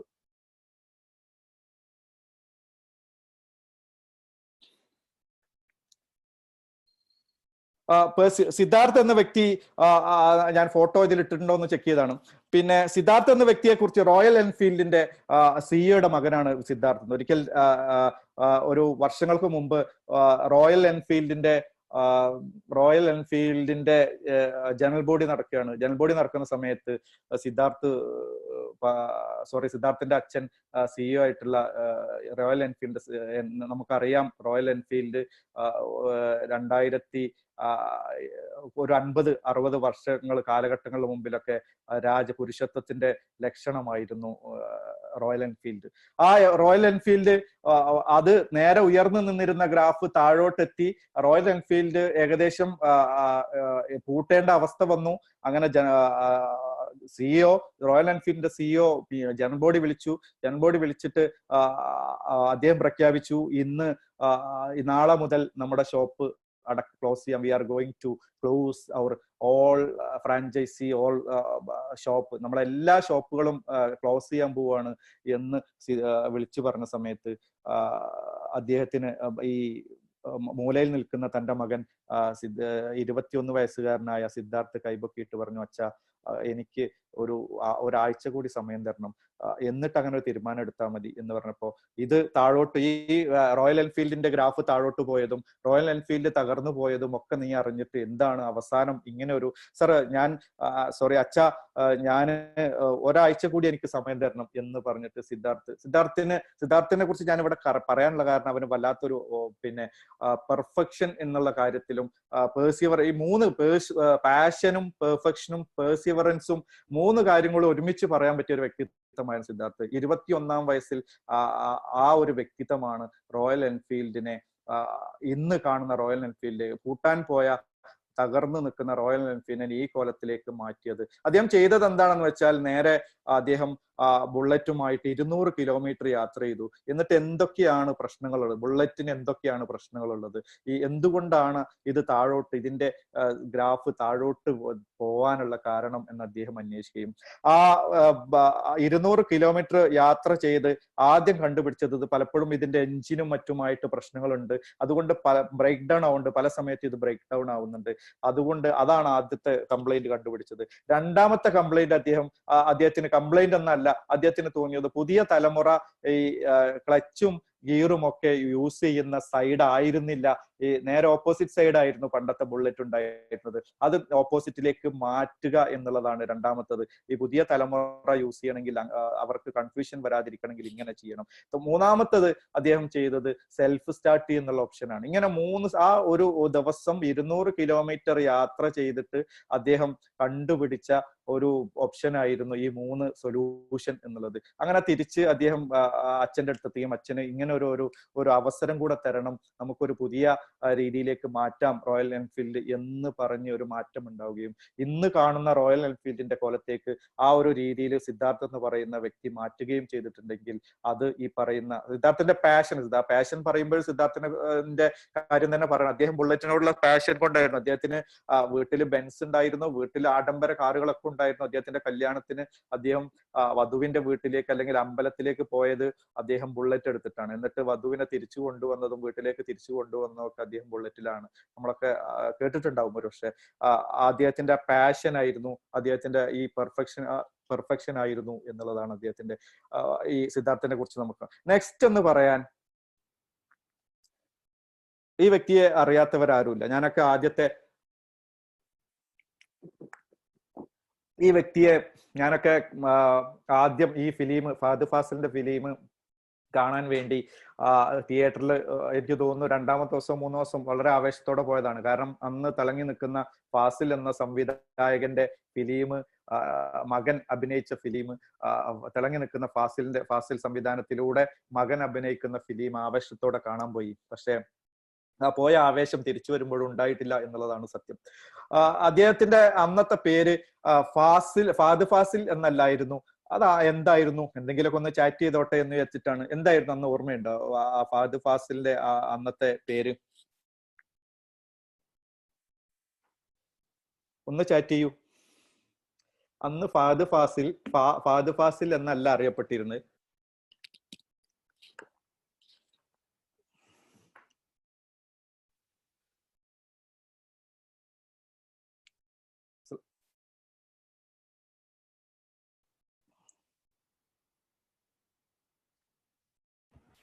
അസ്ലം സാറേ കുറെ മെസ്സേജ് വന്നിട്ടുണ്ട്. ഹക്കീം, ഷാനു, അസ്ലം. യെസ്, ഷാനു എന്നുള്ളതാണ് അന്ന് എനിക്കൊക്കെ എപ്പോഴും ഓർമ്മയുണ്ട്. ഷാനു എന്നുള്ള പേരിലാണ് പത്രങ്ങളിലൊക്കെ ഉണ്ടായിരുന്നത്. ഏതായാലും ഷാനു പറഞ്ഞത് ബിജേഷിന് ഒരു നല്ല അഭിനന്ദനം കൊടുക്കുക, നല്ലൊരു അഭിനന്ദനം കൊടുക്കുക. അതിന്റെ മുകളിൽ ജംഷീദ് എന്ന് പറഞ്ഞ ഒരാളും കൂടെ പറഞ്ഞിട്ടുണ്ട്. ജംഷീദ്, ബിജേഷ്, ഏതായാലും നല്ല. ഡിംപിൾ മാഡം പറഞ്ഞിട്ടുണ്ട്. ഡിംപിൾ മാഡം എല്ലാവർക്കും നല്ല. കാരണം പിന്നെ സുബീഷ് ഭായ് ഒക്കെ പിന്നെ ഈ സിനിമയിലൊന്നും, സുബീഷ് ഭായ് ഒക്കെ അവിടെ ഉണ്ട്. സുബീഷ് ഭായ്ക്കൊന്നും അത്ര സിനിമയിൽ വലിയ പരിചയം ഉണ്ടാകും. ഒരു കുറെ സീരിയസ് കാര്യങ്ങൾ ഇടപെടുന്ന വ്യക്തിയായതുകൊണ്ടും പിന്നെ ഈ സിനിമയായിട്ട് അത്ര ബന്ധമില്ലാത്ത വ്യക്തിയാണ് അദ്ദേഹം. യെസ്, പ്രത്യേക അഭിനന്ദനം. ഷാനു എന്നായിരുന്നു അന്ന് അറിയപ്പെട്ടിരുന്നത്. ഞാൻ ആ പടം തിരിച്ചിറങ്ങുമ്പോൾ എന്റെ കൂടെയുള്ള എന്റെ സുഹൃത്തുക്കളൊക്കെ പറഞ്ഞു, എന്ത് മനുഷ്യനെ ഒരു സിനിമയിൽ കൊണ്ടുപോയിടാൻ പറ്റിയ മുഖമാണത്. ഒരു സിനിമയിൽ അവന്റെ ഡാൻസ് ഒക്കെ കണ്ടപ്പോൾ നമുക്ക് എന്താണ് നമ്മളെ ന്യൂ ജനറേഷന്റെ ഭാഷയിൽ പറഞ്ഞ ദാരിദ്ര്യം എന്നൊക്കെ വിചാരിക്കൂലേ, ആ കോലത്തിലുള്ള ഒരു ഡാൻസും ആ കോലത്തിലുള്ള ഒരു അഭിനയമായിരുന്നു. വളരെ എന്താണ് ഷേപ്പും ഒക്കെ വളരെ നമുക്കൊക്കെ ഇഷ്ടമല്ലാത്ത ഒരു രീതിയിൽ വളരെ നിരാശകരമായിട്ടാണ് ആ ഫിലിം പൂർത്തിയാക്കിയിട്ട് നമ്മൾ തിരിച്ചറിഞ്ഞത്. അന്ന് തിരിച്ചറിഞ്ഞ സമയത്ത് ആ പടത്തെ കുറിച്ചൊക്കെ അതിന്റെ ഫീഡ്ബാക്കുകളൊക്കെ എന്താണ് കഠോരമായിട്ടുള്ള ഫീഡ്ബാക്കുകളായിരുന്നു വന്നിരുന്നത്. തിരിച്ചറിഞ്ഞി വർഷങ്ങൾക്ക് ശേഷം ഫഹദ് ഫാസിൽ തിരിച്ചു വന്നു. അതിന്റെ മുമ്പുള്ള ചരിത്രം നമ്മളൊക്കെ കേട്ടതാണ്. പൂനെയിൽ പോയിട്ട് ഏകദേശം 2 വർഷത്തോളം പൂനെയിൽ പോയിട്ട് ഈ അഭിനയത്തിന്റെ ബാലപാഠങ്ങൾ പഠിച്ചു. പിന്നെ വിദേശ രാജ്യങ്ങളിൽ പോയി. അങ്ങനെ 8 വർഷത്തോളം, എനിക്ക് തോന്നുന്നു 7-8, എനിക്ക് കൃത്യമായിട്ട് ഓർമ്മയില്ല, 7-8 വർഷങ്ങൾക്ക് ശേഷം അദ്ദേഹം തിരിച്ച് ഫിലിം ഇൻഡസ്ട്രിയിലേക്ക് തിരിച്ചു വന്നു. ഫിലിം ഇൻഡസ്ട്രിയിലേക്ക് തിരിച്ചു വന്നിട്ട് ഇന്ന് ഫഹദ് ഫാസിലിന്റെ അഭിനയത്തെ കുറിച്ച് നമ്മളോട് ആരോട് അഭിപ്രായം ചോദിച്ചാലും അതൊരു സംഭവമാണ്, അതൊരു മുതൽക്കൂട്ടാണ് മലയാള സിനിമയിൽ എന്ന് പറയുമെങ്കിൽ അതാണ് ബ്രാൻഡ് എന്ന് പറയുന്നത്. അവിടെ ഞാൻ പറയാൻ പോകുന്നത്, അടുത്ത ഒരു സബ്ജക്റ്റിലേക്ക് പോകുന്നത്, ഇവിടെ ഈ ബ്രാൻഡ് എന്ന് പേഴ്സണാലിറ്റി ബ്രാൻഡിങ്ങിനെ കുറിച്ച് പറയുമ്പോൾ ഏറ്റവും നമ്മുടെ നാട്ടിൻ പുറത്തുള്ള നമ്മളെ കേരളത്തിലുള്ള ഈ ഒരു മലയാളിയെ കുറിച്ചാണ് ഏറ്റവും കൂടുതൽ പറയാനുള്ളത്. അദ്ദേഹം ജീവിതത്തിൽ വരുത്തിയത്, അദ്ദേഹം മോശമായ ഫീഡ്ബാക്കിൽ നിന്ന് മാറിയത്, അതൊരു നമ്മളെ ജനിച്ചു വീഴുമ്പോഴല്ല നമ്മൾ ബ്രാൻഡ് ആവുന്നത്. ഒരു വ്യക്തിക്കാണ്, ഒരു സംവിധായകൻ, ഒരു കലാകാരന് ജനിച്ചു എന്നുള്ളത് കൊണ്ട്, ഒരു നല്ല ബിസിനസ്സുകാരന് ജനിച്ചു എന്നുള്ളത് കൊണ്ട് ഒരു നല്ല ടീച്ചർക്ക് ജനിച്ചു എന്നുള്ളത് കൊണ്ട് ഒരിക്കലും നല്ല ബ്രാൻഡ് ആവില്ല. അത് ഒരു ജനനം കൊണ്ടല്ല ബ്രാൻഡ് ആവുന്നത്. അദ്ദേഹത്തിന്റെ എഫേർട്ടുകളും അദ്ദേഹത്തിന്റെ അദ്ദേഹം ആ ഒരു ജീവിതത്തെ എങ്ങനെ കാണുന്നു എന്നുള്ളത് ആണ് ഞാൻ പറഞ്ഞു വരുന്നത്. ഞാൻ ഈ എക്സാമ്പിൾ പറയാനുള്ള ഒരു പ്രധാന കാരണം ഇദ്ദേഹം തന്റെ ജീവിതത്തിൽ ഉണ്ടാക്കിയത് ചേഞ്ച് ആണ്. ഒരു ബ്രാൻഡ് എന്ന് പറയുമ്പോൾ ഒരു പേഴ്സണൽ ബ്രാൻഡിങ് എന്ന് പറയുമ്പോൾ ജീവിതത്തിൽ ഉണ്ടാക്കേണ്ടത് ഒരു ചേഞ്ച് ആണ്. ഒരു പേഴ്സണാലിറ്റി എന്ന് പറയും. ചേഞ്ച് എന്നുള്ള വിഷയത്തിലേക്ക് വരുന്നതിന് മുമ്പ് നമുക്ക് ഡിസ്കസ് ചെയ്യേണ്ടത് എന്താണ് പേഴ്സണാലിറ്റി. നമ്മൾ പലപ്പോഴും ക്ലാസ്സുകളൊക്കെ കേൾക്കാറുണ്ട്. ഒന്ന് ചാറ്റ് ബോക്സിലേക്ക് തിരിച്ചു പോവാ, കാര്യമായിട്ട് ടൈപ്പ് ചെയ്യണം എന്താണ് പേഴ്സണാലിറ്റി, അല്ലെങ്കിൽ എന്താണ് പേഴ്സണാലിറ്റി എന്നുള്ളത്, അതിന്റെ ഒരു ഉറവിടം എന്താണ്. നമ്മളൊക്കെ പലപ്പോഴും പേഴ്സണാലിറ്റി ഡെവലപ്മെന്റ് എന്നുള്ള ക്ലാസ് ഞാനും നിങ്ങളും ഒക്കെ ഇതിലുള്ള ഏറെക്കുറെ ആൾക്കാരൊക്കെ ട്രെയിനേഴ്സും അല്ലെങ്കിൽ ഒരുപാട് ട്രെയിനിങ് കേൾക്കുന്നവർ എന്താണ് പേഴ്സണാലിറ്റി എന്ന് പറയുന്നത്, അല്ലെങ്കിൽ എന്താണ് പേഴ്സണാലിറ്റിയുടെ എന്താണ് ഗോപം സാറേ ഇവിടെ ചെറിയ കാണാൻ പറ്റുന്നുണ്ട് മാസ്ക്. അത് കുഴപ്പമില്ല. ആരാ നല്ലൊരു സന്തോഷ് കുമാർ ഷമീർ ഒരു ഉഗ്രൻ കയ്യടി. ഞാൻ പല ക്ലാസ്സിന് പോയിട്ടും ചോദിച്ചിട്ട് കിട്ടാത്തൊരു ഉത്തരാണ് ഷമീറും സന്തോഷ് കുമാറും കൂടെ തന്നത്. ഞാൻ ഉദ്ദേശിച്ച മുഖമൂടി കറക്റ്റ് സിയാവുല്ലക്ക്. യെസ്, സിയാവുല്ലക്ക് നമ്മളെ സുഹൃത്താണ്. നൗഫൽ പറഞ്ഞിട്ട് human behaviour personality. Yes, personality എന്ന് പറഞ്ഞാൽ എന്റെ ചോദ്യം ഇതാണ്. യെസ്, അവിടെ ഇബത്തുന്നൂർ. യെസ് യെസ് യെസ് യെസ് ഇബത്തുന്നൂർ നമ്മളെ പ്രസിഡന്റ് ആണ്. അത് പിന്നെ ഞങ്ങളുടെ സ്വന്തം പ്രസിഡന്റ് ആണ്. പിന്നെ അപാര വിവരമാവും, സംശയമൊന്നുമില്ല. ഓക്കെ യെസ്, പലരും പറഞ്ഞിട്ടുണ്ട്. Very good. ഭയങ്കര സന്തോഷം തോന്നുന്നു. പല സ്ഥലത്തുനിന്ന് കിട്ടില്ല ഈ ഇങ്ങനത്തെ ആൻസറുകൾ. മലപ്പുറം ചാപ്റ്റർ ഒരു അടിപൊളി ചാപ്റ്റർ ആണെന്ന് സമ്മതിച്ചു. പേഴ്സോണ എന്ന് പറയുന്ന ഗ്രീക്ക് പദത്തിൽ നിന്നാണ് ശരിക്കും പേഴ്സണാലിറ്റി എന്ന് പറഞ്ഞ പദം ഉണ്ടാവും. നമുക്കൊക്കെ പലരും കേട്ടിട്ടുണ്ടാവും. പേഴ്സോണ എന്ന് പറയുന്ന ഗ്രീക്ക് പദത്തിൽ നിന്നാണ്. നാടകവേദിയിൽ അന്ന് നാടകം എന്ന് പറയുന്നത് ഗ്രീക്കുകാരുടെ ഒരു പ്രധാന ഉത്സവം പോലെയായിരുന്നു. രാത്രി നാടകം അവരുടെ ഏറ്റവും നമ്മളൊക്കെ ആഘോഷിക്കുന്ന ടൂറും അവർക്ക് ഏറ്റവും കൂടുതൽ ആഘോഷം അല്ലെങ്കിൽ ഏറ്റവും കൂടുതൽ എന്റർടൈൻമെന്റ് എന്ന് പറഞ്ഞാൽ നാടകമാണ്. രാത്രി കാലങ്ങളിൽ നാടകം പഴയ കാലഘട്ടത്തിന്റെ ചരിത്രമാണ് പറയുന്നത്. അങ്ങനെ ആ നാടകത്തിൽ ഇവരുടെ പ്രധാന പ്രശ്നം അത്ര ഡെവലപ്മെന്റ് ഒന്നും ഉള്ള നാടൊന്നായിരുന്നില്ല ആ സമയത്ത്. അങ്ങനെ രാത്രി ഈ പറയുന്ന നമ്മളെ ഈ ഉത്സവ പറമ്പ് പോലത്തുള്ള പറമ്പുകളിൽ വെച്ചിട്ടായിരുന്നു ശരിക്കും അന്ന് അവിടെ നാടകം ഉണ്ടായിരുന്നത്. ആ നാടകത്തില് പിന്നെ ഈ ലൈറ്റിന്റെ പ്രശ്നം ഉണ്ടായിരുന്നു. അവിടെ പ്രധാനം അവർ അനുഭവിച്ചിരുന്ന ഒരു പ്രശ്നം എന്ന് പറഞ്ഞാൽ ലൈറ്റ് കറക്റ്റ് ഉണ്ടാവില്ല എന്നുള്ളത്. അതുകൊണ്ട് അവിടുത്തെ നാടകം അഭിനയിക്കുന്നവരുടെ മുഖം കാണൂല. ജസ്റ്റ് സ്റ്റേജിലൊക്കെ ചെറിയ ലൈറ്റുകൾ മാത്രമേ ഉണ്ടായിരുന്നുള്ളൂ. അങ്ങനെ ഈ നാടകം പിന്നെ തുടങ്ങുമ്പോഴും നാടകം അവസാനിക്കുമ്പോഴും ഒക്കെ സൗണ്ട് മാത്രം കേൾക്കുന്ന ഒരവസ്ഥയിലേക്ക് മാറിയപ്പം അവര് ഓരോരു പരിഹാരം, അതിനൊരു സൊല്യൂഷൻ ഉണ്ടാക്കിയതാണ് ശരിക്കും പേഴ്സോണ എന്ന് പറയുന്ന ആ പദത്തിൽ നിന്നാണ്. ആ പരിഹാരം ഇതായിരുന്നു. അവര് മുഖം മറിച്ചുകൊണ്ട് ഒരു വില്ലനാണെങ്കിൽ വില്ലന്റെ ഒരു മാസ്ക് ഇടും. മാസ്ക് വില്ലനാണ് എന്ന് ദൂരത്തു നിന്ന് തിരിച്ചറിയാൻ. കാരണം മുഖത്തിൽ അഭിനയം ഒന്നും പുറത്തേക്ക് കാണാത്തതുകൊണ്ട് ഒരു കോമഡി കഥാപാത്രമാണെങ്കിൽ ഒരു കോമഡി രീതിയിലുള്ള മാസ്ക് ഇടും. ഒരു നായകന് അത് ആ കഥാപാത്രത്തിന് പറ്റിയ ഒരു മാസ്ക് ഇടും. ആ മാസ്കിന് അവർ കൊടുത്ത പേരായിരുന്നു പേഴ്സോണ എന്ന് പറയുന്ന. അതിൽ നിന്നാണ് ശരിക്ക് പേഴ്സണാലിറ്റി എന്ന് പറയുന്ന ഒരു പദം ഉണ്ടായത്. ഈ പേഴ്സണാലിറ്റിയും ബ്രാൻഡും തമ്മിൽ ഒരു അഭേദ്യമായ വ്യത്യാസമുണ്ട്. എന്താണ് ഈ പറയുന്ന പേഴ്സണാലിറ്റിയുടെ കാര്യം പറയുന്ന സമയത്ത്, അല്ലെങ്കിൽ നമുക്ക് പറയേണ്ടത് ABC ഓഫ് പേഴ്സണാലിറ്റി ആണ്. ABC of personal branding. Personal ബ്രാൻഡിങ്ങിലെ ABC എന്ന് പറയുന്നത്, ഫസ്റ്റത്തെ A എന്ന് പറയുന്നത് അപ്പിയറൻസ് ആണ്. രണ്ടാമത്തെ B എന്ന് പറയുന്നത് ബിഹേവിയർ ആണ്. മൂന്നാമത്തെ C എന്ന് പറയുന്നത് കമ്മ്യൂണിക്കേഷൻ ആണ്. എന്താണ് അപ്പിയറൻസ്? ഒരു ബ്രാൻഡ് എന്ന് പറഞ്ഞാൽ ഒരു ടീച്ചറെ സംബന്ധിച്ചിടത്തോളം ആ ടീച്ചറുടെ അപ്പിയറൻസിൽ ഭയങ്കര ഇമ്പോർട്ടൻസ് ഉണ്ട്. ഒരു വ്യക്തി വ്യക്തിയുടെ അപ്പിയറൻസിൽ ഭയങ്കര ഇമ്പോർട്ടൻസ് ഉണ്ട്. ഒരു ബിസിനസ്സുകാരന്റെ അപ്പിയറൻസിൽ ഇപ്പോ എക്സാമ്പിൾ ആയിട്ട് നമ്മൾ പറഞ്ഞാൽ, നമ്മളൊക്കെ പോലീസ് സ്റ്റേഷനിൽ പോയാൽ പോലീസ് സ്റ്റേഷനിൽ നമ്മൾ ഫുൾ ഡ്രസ്സ് ഇൻസേർട്ട് ഒക്കെ ആക്കി ഫുൾ ഡ്രസ്സിൽ ഷൂ ഒക്കെ ഇട്ട് ഇങ്ങനെ പോലീസ് സ്റ്റേഷനിൽ SI എവിടെ എന്ന് ചോദിച്ചാൽ മുമ്പിലിരിക്കുന്ന പോലീസുകാരൻ പറയും സർ ഇരിക്കൂ സർ, നമ്മളൊരു ബഹുമാനം ഉണ്ടാവും, ഇരിക്കൂ സർ ഇപ്പൊ വരും. അതേസമയം നമ്മളെ അപ്പിയറൻസ് ഒക്കെ വളരെ മോശമായിട്ട് അലങ്കോലപ്പെട്ട അപ്പിയറൻസ് ആണെങ്കിൽ നമ്മൾ തീർച്ചയായിട്ടും നമുക്ക് ആ ചിലപ്പോൾ 4ാം ക്ലാസ്സുകാരനായിട്ട് അല്ലെങ്കിൽ അച്ഛൻ മരിച്ചിട്ട് ജോലി കിട്ടിയ അല്ലെങ്കിൽ നമ്മളെക്കാളും ഒരു ക്വാളിഫിക്കേഷൻ ഇല്ലാത്ത സാധാ പോലീസുകാരൻ ചിലപ്പോൾ നമ്മളോട് പറയുന്നത് അവിടെ പോയിരിക്കടോ പിന്നെ SI ഇപ്പൊ വരും എന്നുള്ളത്. ഇതും രണ്ടും തമ്മിൽ അപ്പിയറൻസ് ഭയങ്കര ഇമ്പോർട്ടൻസ് ആണ് എന്നാണ് പറയുന്നത്. അപ്പിയറൻസിൽ നമ്മൾ 3 കാര്യങ്ങളാണ് നമ്മൾ പ്രധാനമായിട്ട് പറയുന്നത്. അതിന് മുമ്പ് ഞാൻ ഏറ്റവും വലിയ അപ്പിയറൻസ് പറയുമ്പോൾ ഞാൻ പറയുന്ന ഏറ്റവും വലിയൊരു എക്സാമ്പിൾ എന്ന് പറയുന്നത്, നമ്മൾ കല്യാണ വീട്ടിലൊക്കെ നമ്മളെ കസിന്റെ കല്യാണം ഒക്കെ ഉണ്ടാകുമ്പോൾ ശ്രദ്ധിച്ചാൽ അറിയാം. എനിക്കൊരു അനുഭവം ഉണ്ടായത് കൊണ്ട് പറയുകയാണ്. നമ്മളെ ഇപ്പൊ ഒരു വധുവിന്റെ വീട്ടിൽ നിന്നൊക്കെ ഈ പയ്യന്മാരും കാരണവന്മാരൊക്കെ വരുന്ന സമയത്ത് നമ്മൾ ചിലപ്പോൾ ഒരു വ്യക്തിയെ നമ്മൾ ശ്രദ്ധിക്കും. ചിലപ്പോൾ നല്ല അപ്പിയറൻസ് ആയിരിക്കും, നല്ല അപാര ഷർട്ട്, നല്ല ഭംഗിയുള്ള ഷർട്ട്, നല്ല പാന്റ്, നല്ല ഡ്രസ്സിങ്. പക്ഷെ ചില സമയത്ത് ഒരിക്കലും ഒരു പെണ്ണിന്റെ അമ്മാവൻ ഇട്ട ഡ്രസ്സ് അപ്പിയറൻസ്, മുടി ശരിക്കും ചെയ്യിട്ടില്ല, ഡ്രസ്സ് ഒരു അട്രാക്റ്റീവ് അല്ല, അപ്പിയറൻസ് ആകെ അലങ്കോലപ്പെട്ട ഒരു അപ്പിയറൻസ്.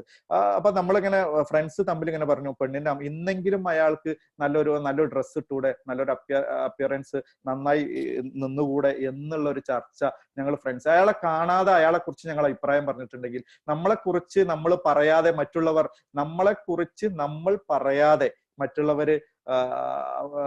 നമ്മളെ കുറിച്ച് പറയുന്നതാണ്, അല്ലെങ്കിൽ നമ്മളെ കേൾക്കാതെ മറ്റുള്ളവർ നമ്മളെ കുറിച്ച് പറയുന്നതാണ് നമ്മുടെ അപ്പിയറൻസ് എന്ന് പറയുന്നത്. നമ്മൾ അവരോട് ചിലപ്പോൾ ഒന്നും പറയണ്ട, നമ്മളൊരു മാളിലൂടെ നടന്നു പോകുന്ന സമയത്ത് നമ്മളെ നേരെ ഓപ്പോസിറ്റ് വരുന്നവര് നമ്മളോട് പറയാതെ ചിലതൊക്കെ അവരുടെ മനസ്സിൽ പറഞ്ഞിട്ടുണ്ടാവും.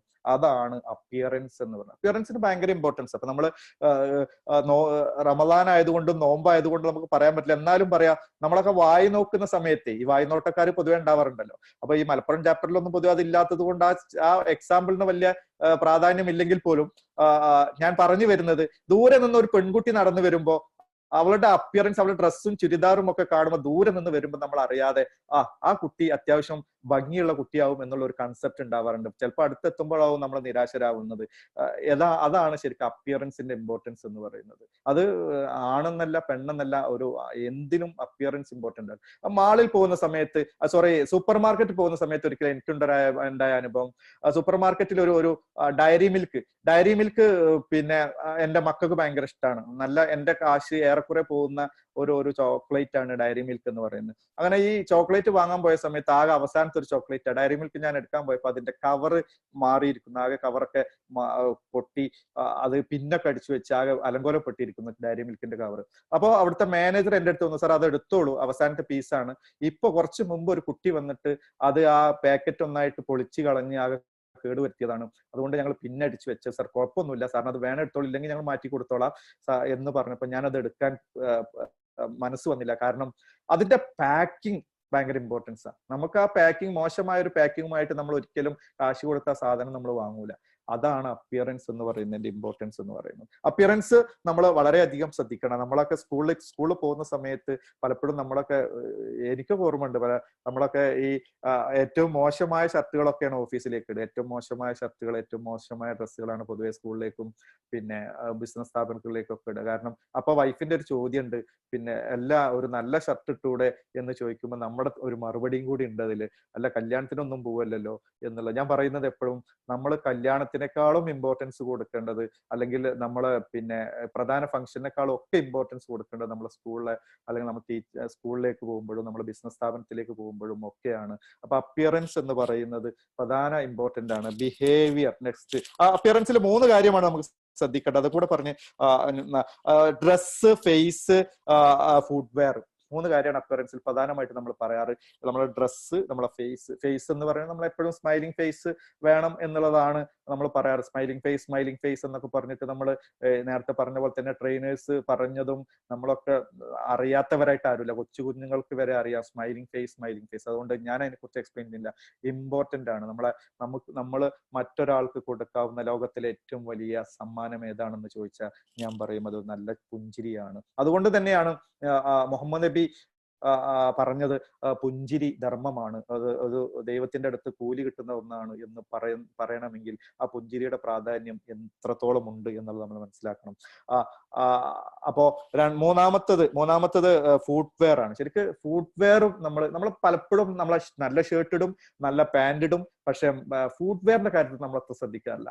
നന്നായിട്ട് ഒരു ഷൂ സ്കൂളിൽ പോകുന്ന സമയത്താണെങ്കിലും, നമ്മളെ ബിസിനസ് സ്ഥാപനത്തിലേക്ക് പോകുന്ന സമയത്താണെങ്കിലും, നമ്മള് നമ്മളെ ഓഫീസിലേക്ക് പോകുന്ന സമയത്താണെങ്കിലും, എവിടെ പോകുമ്പോഴും നമ്മൾ ശ്രദ്ധിക്കാത്തൊരു കാര്യം നമ്മളെ ഫുട്വെയറിന്, നമ്മളെ ഷൂവിന്റെ കാര്യമാണ്. ചിലപ്പോൾ അത് പോളിഷ് ചെയ്തിട്ടുണ്ടാവില്ല, പോളിഷ് ചെയ്ത് രാവിലെ ഇറക്കുമ്പോൾ കുറച്ച് പൊടിയൊക്കെ ഷൂവിൽ കാണാം. പക്ഷെ എന്നാൽ പോലും അതൊന്ന് പിന്നെ പോളിഷ് ചെയ്യാം എന്ന് വിചാരിച്ചാൽ അത് അങ്ങനെ പോകും. നമ്മൾ അത്ര ശ്രദ്ധിക്കും. പക്ഷെ പലരും നമ്മൾ ശ്രദ്ധിക്കേണ്ടത്, മറ്റുള്ളവർ പലപ്പോഴും നമ്മളെ ഷൂയിലേക്കൊക്കെ ശ്രദ്ധിക്കാറുണ്ട്. സ്കൂളിലൊക്കെ കുട്ടികൾ നമ്മളെ ഷൂയിലേക്ക് ശ്രദ്ധിക്കാറുണ്ട്. ബിസിനസ് സ്ഥാപനങ്ങളിൽ വരുന്ന കസ്റ്റമർ ചിലപ്പോൾ നമ്മൾ ഷൂയിലേക്ക് ശ്രദ്ധിച്ചേക്കാം. നമ്മളുടെ ഇമേജ് പോകുന്ന കാര്യങ്ങളാണ് അതൊക്കെ. ഷൂ ഒരു നല്ല വൃത്തിയിൽ പോവുക എന്നുള്ളത്. നമുക്ക് ഇന്റർവ്യൂവിന് പോകുമ്പോഴൊക്കെ നമ്മൾ പ്രത്യേകിച്ച് ശ്രദ്ധിക്കേണ്ടതാണ്. ഇന്റർവ്യൂ ഒക്കെ നടത്തുന്ന ടീം എനിക്കറിയാം, പലപ്പോഴും interview out to face interview എന്നുള്ള ഈ ഇന്റർവ്യൂവിനെ എങ്ങനെ നമുക്ക് ഡീൽ ചെയ്യാം എന്നുള്ള ക്ലാസ് എനിക്ക് എടുക്കാൻ അവസരം കിട്ടിയിട്ടുണ്ട്. ആ സമയത്തൊക്കെ നമ്മൾ ഡിസ്കസ് ചെയ്യുന്ന ഒരു കാര്യമാണ് നമ്മുടെ ഈ ABC പേഴ്സണൽ ബ്രാൻഡ്, MBC. അതിലൊക്കെ നമ്മൾ ശ്രദ്ധിക്കേണ്ടത് ഷൂ എന്ന് പറയുന്നത് ഇമ്പോർട്ടന്റ് തന്നെയാണ്. നമ്മളൊക്കെ ചപ്പല്, ഷൂ എന്ന് പറഞ്ഞാൽ നമ്മൾ ആദ്യം ഇന്റർവ്യൂവിന് ഒരു വ്യക്തി കടന്നു വരുമ്പോൾ ഇന്റർവ്യൂ നടത്തുന്നവരൊക്കെ ആദ്യം ഒരുപാട് ശ്രദ്ധിക്കുന്നത് ഷൂവിലായിരിക്കും. രണ്ടാമത്തെ എന്ന് പറയുന്നത് ബിഹേവിയർ ആണ്. ബിഹേവിയറിനെ കുറിച്ച് നമ്മൾ റിലേഷൻഷിപ്പിനെ കുറിച്ചും ബിഹേവിയറിനെ കുറിച്ചൊന്നും നമ്മൾ സിമ്പിൾ ആയിട്ട് പറയാനുള്ളത് ബി സിമ്പിൾ, നല്ല സിമ്പിൾ ആവുക എന്നുള്ളതാണ് ബിഹേവിയറിനെ കുറിച്ച്. വളരെ സിമ്പിൾ ആവുക എന്നുള്ളതാണ് നമ്മൾ ബിഹേവിയറിനെ കുറിച്ച് ഏറ്റവും ഇമ്പോർട്ടന്റ് ആയിട്ട് പറയാം. നിങ്ങൾ സിമ്പിൾ ആവുക, ബി യൂസേഴ്സ് ഫ്രണ്ട്ലി. ഈ ഗോകുമാർ സാറൊക്കെ നമ്മൾ ഈ സോഫ്റ്റ്വെയർ വിൻഡോസിനെ കുറിച്ചൊക്കെ പറയാറില്ലേ, നമ്മൾ ബി യൂസേഴ്സ് ഫ്രണ്ട്ലി എന്ന് പറയുന്ന പോലെ നമ്മളെ മറ്റുള്ളവർക്ക് യൂസ് ചെയ്യാൻ വളരെ, കുട്ടികൾക്കാണെങ്കിൽ സ്റ്റാഫ് റൂമിൽ ഒരു ടീച്ചറോട് ഒരു കംപ്ലൈന്റ് പറയാനോ ഒരു കാര്യം പോയി പറയാനോ ആ സാർ എത്തിയാൻ പോലും ആ സാറ് ചൂടനാണ്, ആ സാറ് പറഞ്ഞതൊന്നല്ല കേൾക്കുക, ആ സാർ അങ്ങനെയല്ല, ആ സാർ ഇങ്ങനെയല്ല, ഞാൻ ആ സാർ എടുത്ത് പോകില്ല, മറ്റേ സാർ എടുത്താണെങ്കിൽ ഞാൻ പോയിക്കോളാം എന്നൊക്കെ പറയുന്ന കുട്ടികളുടെ ഒരു സംസാരമുണ്ട്. അവിടെയാണ് നമ്മുടെ ബ്രാൻഡിങ് എന്നുള്ളതിന്റെ ഇമ്പോർട്ടന്റ് കൊടുക്കേണ്ടത്. കുട്ടികൾക്ക് എന്തും ഒന്ന് പറയാൻ ഉള്ള ഒരു ഓപ്പൺ മൈൻഡ് ആയിരിക്കണം. നമ്മൾ എപ്പോഴും പറയാറുണ്ട്, നമ്മൾ സാധാ പറയുന്ന ഒരു കൺസെപ്റ്റ് ഉണ്ട്. നിങ്ങൾ ഒരു ഹോട്ടലിലേക്ക് കയറുന്ന സമയത്ത് എനിക്ക് ഏറ്റവും ഇഷ്ടപ്പെട്ട ഞാൻ പല സ്ഥലത്തും പറയുന്ന ഒരു സംഗതിയാണ്, ഹോട്ടലിലേക്ക് നമ്മൾ കയറുന്ന സമയത്ത് ഹോട്ടലിൽ നമ്മളെ ഹോട്ടലിന്റെ ഫസ്റ്റ് കാണുന്ന ഡോർ നമ്മൾ ചിലപ്പോൾ അത് ഗ്ലാസിന്റെ ഡോർ ആയിരിക്കാം, അല്ലെങ്കിൽ മാളിൽ നമ്മൾ ഒരു ഷോപ്പിലേക്ക് കയറുന്ന സമയത്ത് ആ ഗ്ലാസിന്റെ ഡോർ ആയിരിക്കാം. ആ ഡോർ ഇങ്ങനെ തുറന്ന് നമ്മൾ കയറാൻ നേരത്ത് പിറകിൽ ചിലപ്പോൾ 2-3 ആൾക്കാർ വരുന്നുണ്ടാവും. പിറകിൽ 2-3 ആൾക്കാർ വരുമ്പോ അവര് ജസ്റ്റ് ഇങ്ങനെ അവര് കയറുന്നത് വരെ നമ്മൾ അത് പിടിച്ചു നിൽക്കുന്ന ഒരു കൺസെപ്റ്റ് ഉണ്ടല്ലോ, അതൊരു ഇമ്പോർട്ടന്റ് ആണ്. കാരണം അത് കയറി അവരും കൂടെ കയറിയിട്ട് നമ്മൾ ഒരു പരിചയം ഉണ്ടാവില്ല, ഒരു പരിചയവും ഇല്ലാത്ത ആ 2 വ്യക്തികള് ഒന്ന് കയറുമ്പോ നമ്മൾ അവരും കൂടെ കയറുന്നത് വരെ ഒന്ന് പിടിച്ചു നിന്നിട്ട് അവർ കയറിയതിനു ശേഷം നമ്മൾ ഡോർ അടിച്ച് നമ്മൾ ഇങ്ങോട്ട് വരുമ്പോ ഒരു പുഞ്ചിരി അവരിൽ നിന്ന് നമുക്ക് കിട്ടാനുണ്ട്. അതാണ് ഏറ്റവും സിമ്പിൾ ആയിട്ട് ബിഹേവിയറിനെ കുറിച്ച് നമുക്ക് ബി സിമ്പിൾ. നമ്മൾ സംസാരത്തിലാണെങ്കിലും ഏത് കാര്യത്തിലാണെങ്കിലും സിമ്പിൾ ആയിട്ട് നമുക്ക് പറയേണ്ട ഒരു പ്രധാന സംഗതിയാണ്. എന്ന് വെച്ചാൽ ഒരു ബിഷപ്പിന്റെ കഥ പറയാറുണ്ട്, കഥ പറയാൻ സമയം ഉണ്ടോ എന്ന് എനിക്കറിയില്ല, എന്നാലും ബിഷപ്പിന്റെ ഒരു കഥ പറയാറുണ്ട്. ഒരു ബിഷപ്പുമാരെ കുറിച്ച് പൊതുവെയുള്ള ഒരു അഭിപ്രായം, ഞാനൊരു അങ്ങനെ പറയല്ല, ബിഷപ്പുമാരെ കുറിച്ചും ഈ മുസ്ലിംമാരെ കുറിച്ചൊക്കെ അവർ വലിയ ആൾക്കാരാണ് എന്നുള്ളൊരു ചിന്ത അവർക്ക് ഉണ്ടാവാറുണ്ട് എന്ന് പറയാറുണ്ട്. ഈ ബിഷപ്പ് ഒരിക്കൽ ആ ബിഷപ്പ് തന്റെ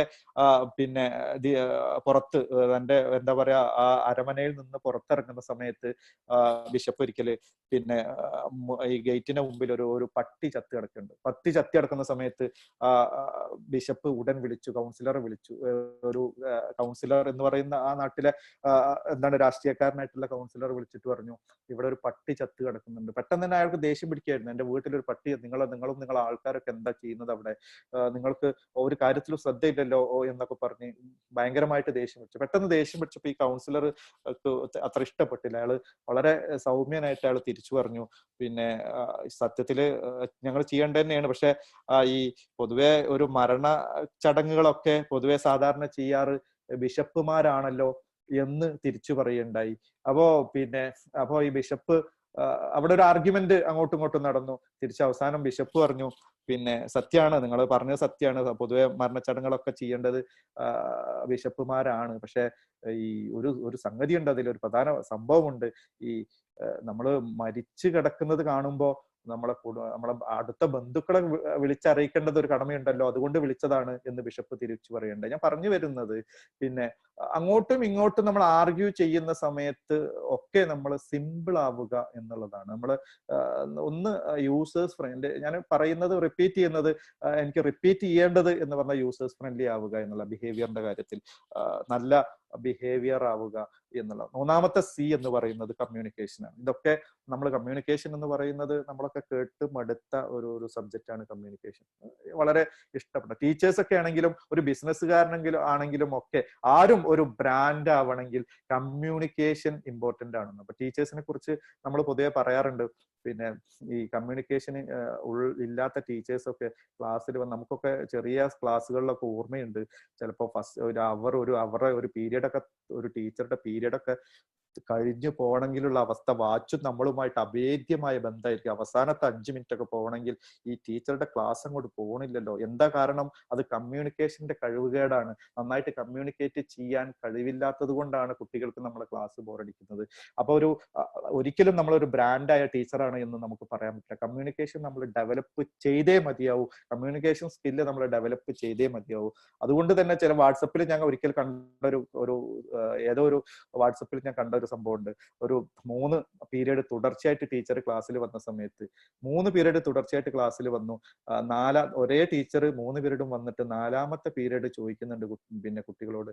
സയൻസ് ടീച്ചർ 4ാമത്തെ പീരീഡും വന്ന് കുട്ടികളാകെ ബോറടിച്ച് 3 പീരീഡും കഴിഞ്ഞ് 4ാമത്തെ പീരീഡും ടീച്ചർ വരുന്ന ഒരു അവസ്ഥ നമുക്കൊക്കെ സങ്കല്പിക്കാൻ പറ്റും. അപ്പൊ ആ ടീച്ചർ ആ ക്ലാസ് തുടങ്ങി, 4ാമത്തെ പീരീഡ് ക്ലാസ്. നമുക്കൊക്കെ നമ്മളെയൊക്കെ മനുഷ്യന് ഇങ്ങനെയാണ് തുടങ്ങിയത്. മനുഷ്യന് അത്യാവശ്യം മനുഷ്യന് വേണ്ട സംഗതികൾ എന്താണ് മനുഷ്യന് അത്യാവശ്യം വേണ്ടത് എന്ന് ചോദിച്ചപ്പം ഒരു കുട്ടി എണീറ്റ് പറഞ്ഞു, ടീച്ചറെ ഒളിപ്പ് എന്ന് പറഞ്ഞു. കാരണം 3ാമത്തെ പീരീഡും കഴിഞ്ഞ് 4ാമത്തെ പീരീഡും വരുന്ന ടീച്ചറോട് കുട്ടികൾ അങ്ങനെ പറഞ്ഞിട്ടുണ്ടെങ്കിൽ അത് നമ്മളെയൊക്കെ വെറുപ്പിക്കൽ, നമ്മുടെ നാടൻ ഭാഷയിൽ പറഞ്ഞാൽ നമ്മുടെയൊക്കെ വെറുപ്പിക്കലിന്റെ അവസാന ഘട്ടത്തിലെ കുട്ടികളൊക്കെ അങ്ങനെ പറയാൻ സാധ്യതയുള്ളൂ. കാരണം ഈ കമ്മ്യൂണിക്കേഷൻ ഇമ്പോർട്ടന്റ് ആണ് എന്നുള്ളതാണ് ഏറ്റവും കൂടുതൽ നമ്മൾ ശ്രദ്ധിക്കേണ്ടത്. പേഴ്സണൽ ബ്രാൻഡിങ്ങിൽ ഇമ്പോർട്ടന്റ് ആയിട്ട് നമ്മൾ ശ്രദ്ധിക്കേണ്ടതാണ് കമ്മ്യൂണിക്കേഷൻ എന്ന് പറയുന്നത്. കമ്മ്യൂണിക്കേഷനെ കുറിച്ച് കുറച്ചുകൂടി എക്സ്പ്ലെയിൻ ചെയ്ത് പറഞ്ഞാൽ നമുക്ക് 2 ടൈപ്പ് കമ്മ്യൂണിക്കേഷൻ ഉള്ളത്. ഒന്ന് verbal communication, non verbal communication ആണ്. നമുക്കറിയാം വെർബൽ കമ്മ്യൂണിക്കേഷനിൽ നമ്മൾ ചർച്ച ചെയ്യാതെ പോകുന്ന 2, ലിംഗ്വിസ്റ്റിക്കും പാരാലിംഗ്വിസ്റ്റിക്കും. വെർബൽ കമ്മ്യൂണിക്കേഷനെ, നോൺ വെർബൽ കമ്മ്യൂണിക്കേഷൻ നമ്മൾ വല്ലാതെ ഡിസ്കസ് ചെയ്യും. നോൺ വെർബൽ കമ്മ്യൂണിക്കേഷൻ ഇമ്പോർട്ടന്റ് തന്നെയാണ് എന്നുള്ള കാര്യത്തിൽ സംശയമൊന്നുമില്ല. ഞാൻ അടുത്ത കാലത്ത് നമ്മൾ ഏറ്റവും ഇഷ്ടപ്പെട്ട നോൺ വെർബൽ കമ്മ്യൂണിക്കേഷൻ ഏതാണെന്ന് ചോദിച്ചാൽ, നമ്മൾ ഒരു അപ്പുറത്ത് പോലീസുകാരുണ്ട് എന്ന് നമ്മൾ കൈകൊണ്ട് കാണിക്കുന്ന ഒരു നോൺ വെർബൽ കമ്മ്യൂണിക്കേഷൻ ഉണ്ട്. അതിൽ ഒരുപാട് അർത്ഥങ്ങളുണ്ട്. കാരണം അവിടുന്ന് പോലീസ് അപ്പുറത്ത് ആ പഹയന്മാരുണ്ട്, അല്ലെങ്കിൽ അപ്പുറത്ത് അവരുണ്ട്, പിന്നെ ഹെൽമെറ്റ് ഇട്ടില്ലെങ്കിൽ ഹെൽമെറ്റ് ഇട്ടോളൂ, പിന്നെ ലൈസൻസ് ഇല്ലെങ്കിൽ ഒന്ന് തിരിച്ചോളൂ, അല്ലെങ്കിൽ വണ്ടി ഒന്ന് സൈഡാക്കിയോളൂ എന്നൊക്കെ പറയുന്ന ഒരുപാട് അർത്ഥങ്ങളുള്ള ഒരു നോൺ വെർബൽ കമ്മ്യൂണിക്കേഷൻ. ഞാൻ അതിനെക്കുറിച്ചൊന്നും പറയണമെന്നില്ല. വെർബൽ കമ്മ്യൂണിക്കേഷൻ എന്ന് പറഞ്ഞാൽ നമുക്കറിയാം, നമ്മൾ സാധാ നമ്മുടെ നാടൻ ഭാഷയിൽ പറഞ്ഞ നാക്കുകൊണ്ട് നമ്മൾ സംസാരിക്കുന്നതിനാണ് വെർബൽ കമ്മ്യൂണിക്കേഷൻ എന്ന് പറയുന്നത്. വെർബൽ കമ്മ്യൂണിക്കേഷൻ, ഞാനത് കുറച്ചുകൂടി ഇൻഫോർമേറ്റീവ് ആയിക്കോട്ടെ എന്ന് കൊണ്ട് മാത്രം പറയാണ്. കമ്മ്യൂണിക്കേഷനെ കുറിച്ച് അഗാധമായി ക്ലാസ് എടുക്കുന്നല്ല. ലിംഗ്വിസ്റ്റിക് കമ്മ്യൂണിക്കേഷനും പാരാലിംഗ്വിസ്റ്റിക് കമ്മ്യൂണിക്കേഷനും ഉണ്ട് വെർബൽ കമ്മ്യൂണിക്കേഷനിൽ. ലിംഗ്വിസ്റ്റിക് കമ്മ്യൂണിക്കേഷൻ എന്ന് പറഞ്ഞാൽ സാധാരണ നമ്മളെ നാവ് കൊണ്ട് സംസാരിക്കുന്ന സാധാ സംസാരത്തിനാണ് ലിംഗ്വിസ്റ്റിക് എന്ന്. പാരാലിംഗ്വിസ്റ്റിക് ആണ് പാരാലിംഗ്വിസ്റ്റിൽ പെടുന്നതാണ് നമ്മളെ വോയിസ് മോഡുലേഷൻ, സ്ട്രെസ് എന്ന് പറയുന്നത്. വോയിസ് മോഡുലേഷൻ ഒക്കെ നമുക്കറിയുന്നതാണ്. വോയിസ് മോഡുലേഷൻ ഒക്കെ പിന്നെ നമ്മുടെ രാഷ്ട്രീയക്കാരൊക്കെ പ്രസംഗിക്കുമ്പോഴൊക്കെ ഉണ്ടാവുന്ന, നല്ല പ്രാസംഗികർക്കൊക്കെ ഉള്ള ഒരു കഴിവാണ് വോയിസ് മോഡുലേഷൻ എന്ന് പറയുന്നത്. സ്ട്രെസ് നമ്മൾ ശ്രദ്ധിക്കാതെ പോകുന്നതാണ്. നമ്മുടെ ടീച്ചേഴ്സ് ഒക്കെ സംസാരത്തിൽ പ്രത്യേകിച്ച് ഉപയോഗിക്കേണ്ട ഒന്നാണ് സ്ട്രെസ് എന്ന് പറയുന്നത്. നമ്മൾ പറയാറുണ്ട്, ട്രെയിനേഴ്സ് നമ്മൾ കേട്ടിട്ടുണ്ടാവും, പലരും കേട്ടിട്ടുണ്ടാവും, പല എക്സാമ്പിളും പറയാറുണ്ട്. അപ്പൊ ഞാൻ പൊതുവെ പറയുന്ന എക്സാമ്പിൾ, അവൻ ഇന്നലെ പൈസ എടുത്തെന്ന് ഞാൻ പറഞ്ഞിട്ടില്ല. അവിടെ സ്ട്രെസ് ചെയ്യുമ്പോൾ ഓരോ വേർഡിനും സ്ട്രെസ് ചെയ്യുമ്പോഴും അർത്ഥം മാറുന്നുണ്ട്. അവൻ ഇന്നലെ പൈസ എടുത്തു എന്ന് ഞാൻ പറഞ്ഞിട്ടില്ല, ഒരർത്ഥം. ദെൻ അവൻ ഇന്നലെ പൈസ എടുത്തു എന്ന് ഞാൻ പറഞ്ഞിട്ടില്ല, അപ്പൊ ഇന്നലെ സ്ട്രെസ് ചെയ്യുമ്പോഴുള്ള പ്രശ്നം, അവൻ ഇന്നലെ പൈസ എടുത്തു എന്ന് ഞാൻ പറഞ്ഞിട്ടില്ല. അപ്പൊ മൂന്നാമത്തെ വേറെ അർത്ഥം മാറുന്നു. ഞാൻ കൂടുതൽ എക്സ്പ്ലെയിൻ ചെയ്യില്ല, നിങ്ങൾക്ക് തന്നെ മനസ്സിലായിട്ടുണ്ടാവും. അവൻ ഇന്നലെ പൈസ എടുത്തു എന്ന് ഞാൻ പറഞ്ഞിട്ടില്ല. അങ്ങനെ ഈ പറയുന്ന ഓരോ വേർഡ് സ്ട്രെസ് ചെയ്യുമ്പോഴും നമ്മൾക്ക് അർത്ഥം മാറുന്നു എന്നുള്ളത്. പ്രത്യേകിച്ച് കമ്മ്യൂണിക്കേഷനിൽ ഈ സ്ട്രെസ് എന്ന് വേറെ രീതിയിൽ പറഞ്ഞാൽ, അവൻ എന്നോട് അത് അല്ലെങ്കിൽ അവൻ അവന്റെ അച്ഛൻ, ഇങ്ങനത്തെ കുറെ വേർഡുകൾ നമുക്ക് ഈ രീതിയിൽ നമുക്ക് സ്ട്രെസ്സിനെ കുറിച്ച് എക്സാമ്പിൾ ആയിട്ട് പറയാറുണ്ട്. അപ്പൊ സ്ട്രെസ് കമ്മ്യൂണിക്കേഷനിൽ ഇമ്പോർട്ടൻസ്. പക്ഷെ കമ്മ്യൂണിക്കേഷന്റെ ഇമ്പോർട്ടൻസ് എന്ന് പറയുമ്പോൾ ഞാൻ ഈ ഒരു പൊതുവെ ട്രെയിനേഴ്സ് ഒക്കെ പറയുന്ന, അല്ലെങ്കിൽ ഞാനൊരു 5-6 വർഷങ്ങൾക്ക് മുമ്പ് ഒരു ട്രെയിനിങ്ങിന് പോയ സമയത്ത് ഡാനിയൽ വെബ്സ്റ്റർ എന്ന് പറയുന്ന അമേരിക്കയുടെ സ്റ്റേറ്റ്സ്മാൻ, അമേരിക്കയുടെ രാഷ്ട്രീയത്തിൽ കുറെ കാലങ്ങൾക്ക് മുമ്പ് മരിച്ചുപോയി കക്ഷി, ഡാനിയൽ വെബ്സ്റ്റർ എന്ന് പറയുന്ന അമേരിക്കയിൽ അറിയപ്പെടുന്ന ഒരു വ്യക്തിത്വമാണ്. അദ്ദേഹം പറഞ്ഞത്, if all my possessions were taken from me with one exception, I would choose to keep the power of communication, for by it I would soon regain all the rest. ഒന്നുമില്ല, വളരെ സിമ്പിൾ ആണ്. അദ്ദേഹം പറഞ്ഞത്, എൻ്റെ എല്ലാ കഴിവുകളും, ഇപ്പൊ ദൈവം തന്നെ, ദൈവത്തെ കുറിച്ച് പറയാം നമുക്ക്. ദൈവം എനിക്ക് തന്ന എല്ലാ കഴിവുകളും തിരിച്ചെടുക്കുന്നു. എല്ലാ കഴിവുകളും ദൈവം തിരിച്ചെടുക്കുന്നു. ഒന്ന് മാത്രം, നിനക്ക് ഏതെങ്കിലും ഒന്ന് തീരുമാനിക്കാം, ആ കഴിവ് മാത്രം ഞാൻ അവിടെ വെക്കുന്നു, ബാക്കി എല്ലാ കഴിവുകളും തിരിച്ചെടുക്കും എന്ന് ദൈവം എന്നോട് പറയുകയാണെങ്കിൽ, ഞാൻ ബാക്കി വെക്കുന്ന ഒരു കഴിവ്, എൻ്റെ കഴിവ് എന്ന് പറയുന്നത് കമ്മ്യൂണിക്കേഷൻ എന്നുള്ള കഴിവാണ്. കമ്മ്യൂണിക്കേഷൻ എന്നുള്ള കഴിവ് മാത്രം മതി എനിക്ക് ജീവിതത്തിൽ സക്സസ് ആവാൻ.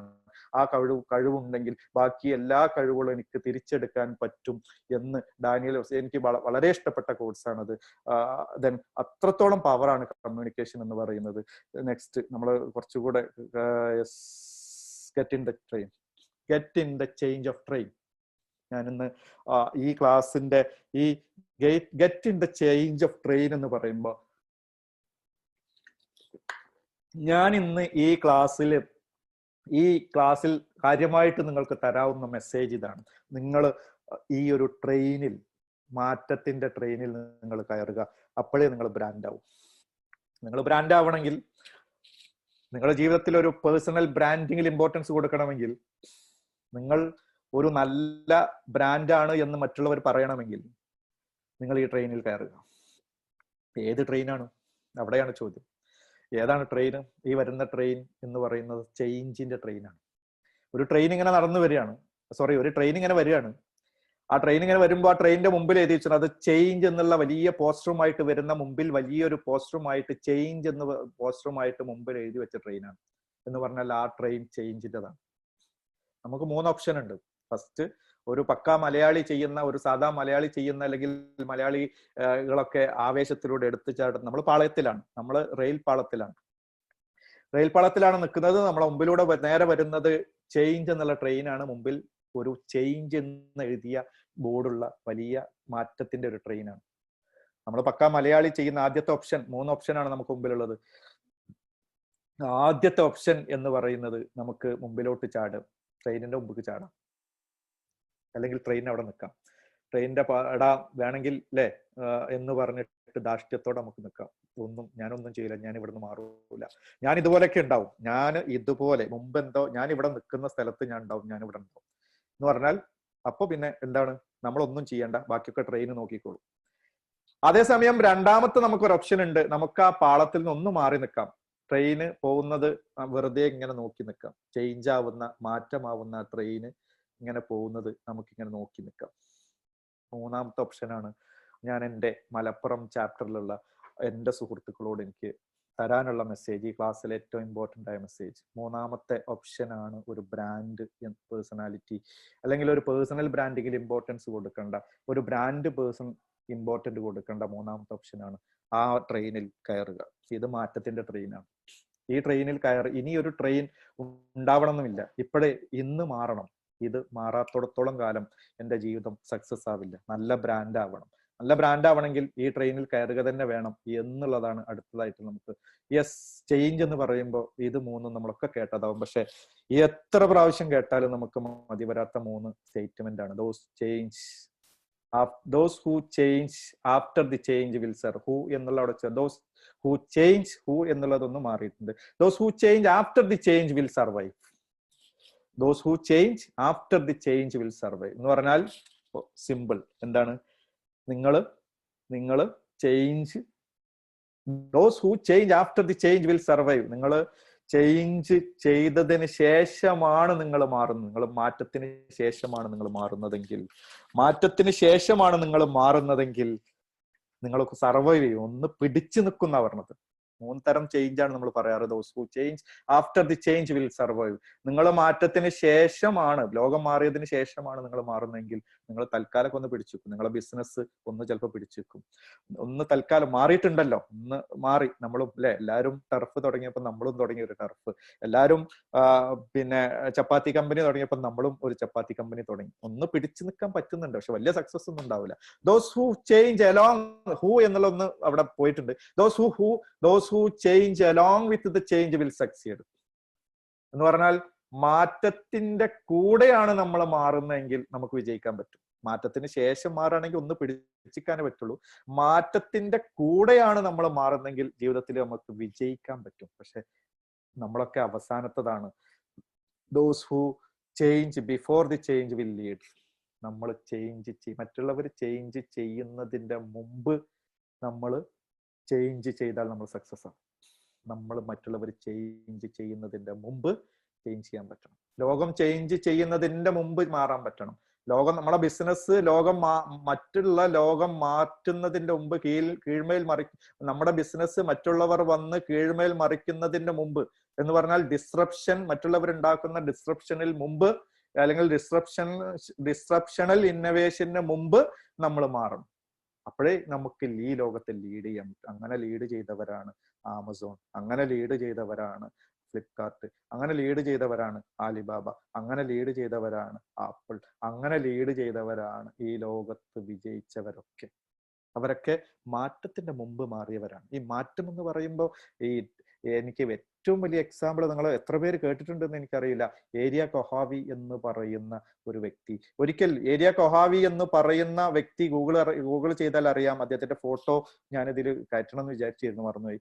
ഏരിയ കൊഹാവി എന്ന് പറയുന്ന വ്യക്തി ഒരിക്കല് അദ്ദേഹത്തിന്റെ പ്രധാന ഇഷ്ട വിനോദം മരുഭൂമികളിലെ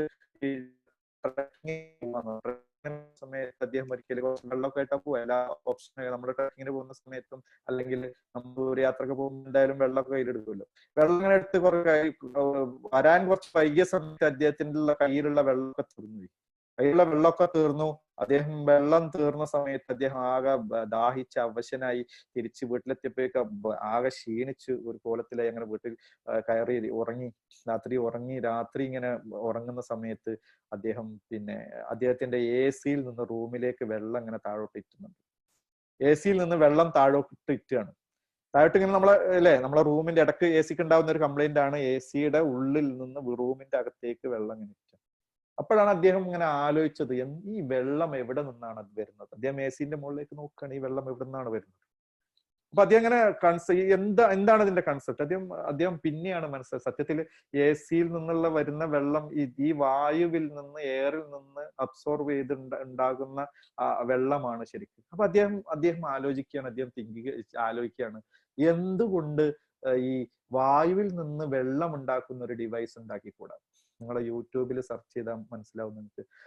ഏരിയ കൊഹാവി, പിന്നെ അദ്ദേഹത്തിന്റെ ശ്രമം ഈ ലോകത്ത് എന്നെപ്പോലെ ലോകത്ത് പലരുമുണ്ട്. ട്രക്കിങ്ങിന് പോകുന്നവരും വെള്ളത്തിന് ബുദ്ധിമുട്ടുന്നവരൊക്കെ വായുവിൽ നിന്ന് വെള്ളം ഉണ്ടാക്കുന്ന ഒരു ഡിവൈസ്. പിന്നെ അദ്ദേഹത്തിന് അതിനെ കുറിച്ചുള്ള പഠനമായിരുന്നു. അങ്ങനെ അദ്ദേഹം കണ്ടുപിടിച്ചു. ഇന്ന് ബില്യനെയറിന്റെ കൂട്ടത്തിൽ ലോകത്ത് എണ്ണുന്ന ഒരു വ്യക്തിയാണ് ഏരിയ കൊഹാവി. അതിനുശേഷം അദ്ദേഹം എനിക്ക് തോന്നുന്നു LG ഒക്കെ അദ്ദേഹം ഈ പാറ്റന്റ് എടുക്കുന്നതിൽ ചെറിയ മിസ്റ്റേക്ക് പറ്റിയിട്ട് LG ഒക്കെ പിന്നെ അതിന്റെ ആ ഡിവൈസ് ഉണ്ടാക്കിയിട്ടുണ്ട് എന്ന് എനിക്ക് തോന്നുന്നു. എനിക്ക് കൃത്യമായിട്ട് LG ഉണ്ടാക്കിയിട്ടുണ്ട് അതിന്റെ പുതിയ ഡിവൈസ് പോലുള്ള. അദ്ദേഹം പാറ്റന്റ് അന്ന് കണ്ടുപിടിച്ചതിന് ശേഷം പാറ്റന്റിന് കുറച്ച് വൈകുകയും അങ്ങനെ LG ഒക്കെ അത് ഉണ്ടാക്കുകയും ചെയ്തിട്ടുണ്ട് എന്നൊക്കെ പറഞ്ഞു കേൾക്കുന്നു. ഏതായാലും ഞാൻ പറഞ്ഞു വരുന്നത്, മറ്റുള്ളവർ കണ്ടുപിടിക്കുന്നതിന് അല്ലെങ്കിൽ മറ്റുള്ളവർ മാറുന്നതിന്റെ മുമ്പ് മാറുന്നവനാണ് നല്ല ബിസിനസ്സുകാരൻ. മറ്റുള്ളവർ മാറുന്നതിന് മുമ്പ് ടീച്ചിങ്ങിലാണെങ്കിലും നമ്മൾ മാറണം. എല്ലാം പൊതുവെ നമ്മൾ പറയാറുണ്ട്, എല്ലാ ദിവസവും നമ്മൾ ചെയ്യുന്ന അതേ കാര്യങ്ങൾ ചെയ്യുകയും നമ്മുടെ ജീവിതത്തിൽ സക്സസ് ആഗ്രഹിക്കുകയും ചെയ്യുന്നവനെ നമ്മൾ പൊതുവെ പറയുന്നത് ഭ്രാന്തൻ എന്നാണ്. ഒരേ ഒക്കെ ജീവിതത്തിൽ ഒരേ കാര്യങ്ങൾ ചെയ്യും, ഒരു മാറ്റമില്ല. ഇന്ന് ചെയ്തത് അതേ കാര്യങ്ങളാണ് പിറ്റേ ദിവസവും ചെയ്യുന്നത്. അങ്ങനെയാണെങ്കിൽ സാനിയ മിർസ എങ്ങനെ എല്ലാ ദിവസവും ഒരേ കാര്യങ്ങൾ അദ്ദേഹം ആ വ്യക്തി പിറ്റേ ദിവസം പ്രാക്ടീസ് ചെയ്യുന്നു, പുതിയ കാര്യങ്ങൾ പഠിക്കുന്നു. PV സിന്ധു നമുക്കറിയാം, യൂട്യൂബിലൊക്കെ നമ്മൾ ട്രെയിനേഴ്സ്, ഞാനൊക്കെ സ്ഥിരമായിട്ട് ഇടുന്ന ഒരു വീഡിയോ ആണ് യൂട്യൂബിൽ, PV സിന്ധുവിന്റെ പ്രാക്ടീസ് ചെയ്യുന്ന ഒരു വീഡിയോ ഉണ്ട്. നമുക്ക് ട്രെയിനേഴ്സിനൊക്കെ യൂസ് ചെയ്യാൻ പറ്റിയ പ്രാക്ടീസിന്റെ സമയത്ത് അല്ലെങ്കിൽ അതിന്റെ സമയത്ത് ട്രെയിനേഴ്സ് ഒക്കെ യൂസ് ചെയ്യുന്ന ഒരു വീഡിയോ ആണ്. അത്രത്തോളം എഫേർട്ട് എടുത്ത് പ്രാക്ടീസ് ചെയ്യാറുണ്ട് PV സിന്ധു ഒക്കെ. അത് എല്ലാ ദിവസവും അതുപോലെയാണ്. പിന്നെ ഒരു മാറ്റവും ഇല്ലാതെയാണെങ്കിൽ എങ്ങനെ ജീവിതത്തിൽ PV സിന്ധു വിജയിക്കും എന്നുള്ള കാര്യത്തിൽ നമ്മൾ ശ്രദ്ധിക്കേണ്ട ഒന്നാണ്. ഏതായാലും ഞാൻ പറഞ്ഞു വരുന്നത് അവസാനത്തെ ഒരു പോയിന്റ് ആണ്, those who change before the change will lead. ഞാൻ അവസാനിപ്പിക്കുകയാണ്, കുറച്ചുകൂടെ ഉണ്ട്. പക്ഷെ ഞാൻ പ്രധാനമായിട്ട് ഈ കുറച്ചുകൂടി കാര്യങ്ങൾ പറയാനുണ്ട്. 3 C's ഓഫ് പേഴ്സണൽ ബ്രാൻഡിങ്, അത് പിന്നെ ഒരു ദിവസം നമുക്ക് പറയാം. അവസാനം ഏത് മോട്ടിവേഷൻ ക്ലാസ് ആണെങ്കിലും, ഞാൻ പല മോട്ടിവേഷൻ ക്ലാസ്സും ഞാൻ ഇടുന്നൊരു ഫോട്ടോ ആണ്. നമ്മൾ മാറണമെങ്കിൽ നമ്മൾ തന്നെ തീരുമാനിക്കണം. വേറെ ആർക്കും നമ്മളെ മാറ്റാൻ കഴിയില്ല. നമുക്ക് അറിയാവുന്നതാണ്. എല്ലാവരും ട്രെയിനേഴ്സ് ആദ്യം ഒരു ചോദ്യം ചോദിക്കാറുണ്ട്, നമ്മൾ മാറണമെങ്കിൽ ആരാണ് തീരുമാനിക്കേണ്ടത്? നമുക്കറിയാം, ആ ചോദ്യം ഞാൻ ചോദിക്കുന്നില്ല. നമ്മൾ മാറണമെങ്കിൽ നമ്മൾ തന്നെ മാറണം. നമ്മൾ മാറണമെങ്കിൽ നമ്മൾ തന്നെ മാറണം. അത് ഈ ഫോട്ടോയുമായിട്ട് എത്ര ബന്ധപ്പെട്ടിരിക്കുന്നു എന്ന് ചോദിച്ചാൽ, അതില് നമ്മൾ പോയിട്ട് കോഴിമുട്ട പൊട്ടിച്ചു കൊടുത്താലൊന്നും മൂപ്പര് ഇങ്ങോട്ട് പുറത്തിറങ്ങൂല. മൂപ്പര് പുറത്തിറങ്ങില്ല, മൂപ്പര് തന്നെ വിചാരിക്കണം. അത് ഞാൻ അവസാനമായിട്ട് ഒരു കഥയും കൂടി പറഞ്ഞ്, നമ്മളൊക്കെ പറയാറുള്ള ഒരു കഥയാണ് ട്രെയിനിങ്ങിന്. നിങ്ങൾ എത്ര പേര് കേട്ടിട്ടുണ്ടെന്ന് എനിക്കറിയില്ല. എന്നാലും പൊതുവെ അറബികള് പൊതുവെ പിന്നെ ഈ അവരുടെ, നമ്മളൊക്കെ പണ്ട് തറവാടുകളിലൊക്കെ ഈ ആനയെ വളർത്തുന്നത് ഭയങ്കര സംഭവമാണല്ലോ. ആനയുള്ള തറവാട് എന്നൊക്കെ പറഞ്ഞ വലിയ സംഭവമാണ്. അതുപോലെ അറബികൾക്ക് വലിയ ഫാൽക്കൺ പക്ഷികൾ എന്ന് പറഞ്ഞ അറബികൾക്ക് വലിയ എന്താണ്, വീട്ടിൽ അല്ലെങ്കിൽ കുറച്ച് ഫാൽക്കൺ പക്ഷികൾ ഉണ്ടായിരുന്ന അഭിമാനത്തിന്റെ ഒരു ലക്ഷണമാണ്. കുറച്ച് മുമ്പ്, ഈ അടുത്ത കാലത്തൊന്നല്ല, ഇപ്പോഴൊന്നല്ല, കുറച്ച് മുമ്പ് ഇപ്പോഴും അറബികൾ ഫാൽക്കൺ പക്ഷികളെ വളർത്താറുണ്ട്. അങ്ങനെ ഒരു അറബി 2 ഫാൽക്കൺ പക്ഷികളെ വാങ്ങുകയും വീട്ടിൽ കൊണ്ടുപോയപ്പോ അത് പുറത്തു വിട്ടപ്പോ ഒരു ഫാൽക്കൺ പക്ഷി നന്നായിട്ട് ഉയർന്ന് പറക്കുകയും ചെയ്യുന്നുണ്ട്. രണ്ടാമത്തെ ഫാൽക്കൺ പക്ഷി പറക്കുന്നേ ഇല്ല. അപ്പോ അദ്ദേഹത്തിന് ആകെ വിഷമായി. കാരണം അത്രത്തോളം കാശ് കൊടുത്ത് വാങ്ങിയ ഫാൽക്കൺ പക്ഷിയാണ്, എന്താ ഇത് പറക്കാത്തതിന്റെ കാരണം? അങ്ങനെ ആ ഫാൽക്കൺ പക്ഷിയെ പറപ്പിക്കാൻ വേണ്ടി അതിന്റെ എക്സ്പേർട്ടുകളൊക്കെ, വലിയ വലിയ എക്സ്പേർട്ടുകളൊക്കെ വിളിച്ചു. പലരും വന്നു, പറപ്പിക്കാൻ കഴിയുന്നില്ല. മൂന്നാമത്തെ അവസാനം തൊട്ടടുത്ത ഒരു അയൽവാസി വീട്ടിൽ വന്ന സമയത്ത് അയാളോട് പറഞ്ഞു, ഞാൻ കുറെ ആൾക്കാരോട് ഞാൻ പറഞ്ഞു, പക്ഷെ ആർക്കും പറപ്പിക്കാൻ കഴിയുന്നില്ല. എന്നാൽ ഞാനൊന്ന് നോക്കട്ടെ എന്ന് പറഞ്ഞു. ആ നാട്ടിൽ, ആ അറബിയുടെ വീടിന്റെ തൊട്ടടുത്തുള്ള ഒരു സാധാരണക്കാരനായിട്ടുള്ള അറബി പോയിട്ട് ആ പശി ഇങ്ങനെ പോയി കുറച്ച് കഴിഞ്ഞപ്പോ ആ പശി ഇങ്ങനെ മുകളിലോട്ട് പറക്കുന്നതാണ് പിന്നെ അറബി കാണുന്നത്. ആ ഫാൽക്കൺ പക്ഷിയുടെ ഓണറായിട്ടുള്ള അറബി കാണുന്നത്. അപ്പൊ ഇയാൾ അത്ഭുതപ്പെട്ടു. പല എക്സ്പേർട്ടുകളും വന്നിട്ട് പറക്കാൻ കഴിയാത്ത പക്ഷിയെ നിങ്ങൾ എങ്ങനെയാണ്, ഒരു സാധാരണക്കാരനായ ഇതിനെക്കുറിച്ച് വലിയ ഐഡിയ ഒന്നും ഇല്ലാത്ത നിങ്ങൾ എങ്ങനെയാണ് പറപ്പിച്ചത് എന്ന് ചോദിച്ചപ്പോ ആ സാധാരണക്കാരനായ അയൽവാസിയായിട്ടുള്ള അറബി പറഞ്ഞു, ഞാനാ പിന്നെ പശി ഇരുന്നിരുന്ന കൊമ്പ് മുറിക്കുകയാണ് ഉണ്ടായത്. ആ കൊമ്പ് മുറിച്ചപ്പോ പശി അങ്ങ് പറന്നു പൊന്തി. അപ്പോ നമ്മുടെയൊക്കെ പ്രശ്നം ഇരിക്കുന്ന കൊമ്പ് മുറിക്കാത്തതാണ് പ്രശ്നം. നമ്മളങ്ങനെ എന്താണ് ആ കോഴിമുട്ടയുടെ ഉള്ളിൽ നിന്ന് പുറത്ത് കിടക്കാതെ നിൽക്കുന്നത്. ഇരിക്കുന്ന കൊമ്പ് മുറിക്കുക. മലപ്പുറം ചാപ്റ്ററിനോട് ഈ അവസാനമായിട്ട് എനിക്ക് നൽകാൻ, എൻ്റെ സുഹൃത്തുക്കളോട് എനിക്ക് അവസാനമായിട്ട് നൽകാനുള്ള മെസ്സേജ്, ഇരിക്കുന്ന കൊമ്പ് മുറിക്കുക, എന്നിട്ട് പറക്കുക, ആകാശത്തൂടെ പറക്കുക, നല്ല ബ്രാൻഡാവുക, ബി ഫ്ലൈ. യെസ്, ഈ അവസരം തന്ന മലപ്പുറം ചാപ്റ്ററിനോടും എൻ്റെ സുഹൃത്തുക്കളോടും ഒരുപാട് നന്ദി പറഞ്ഞുകൊണ്ട് താങ്ക് യു വെരി മച്ച്.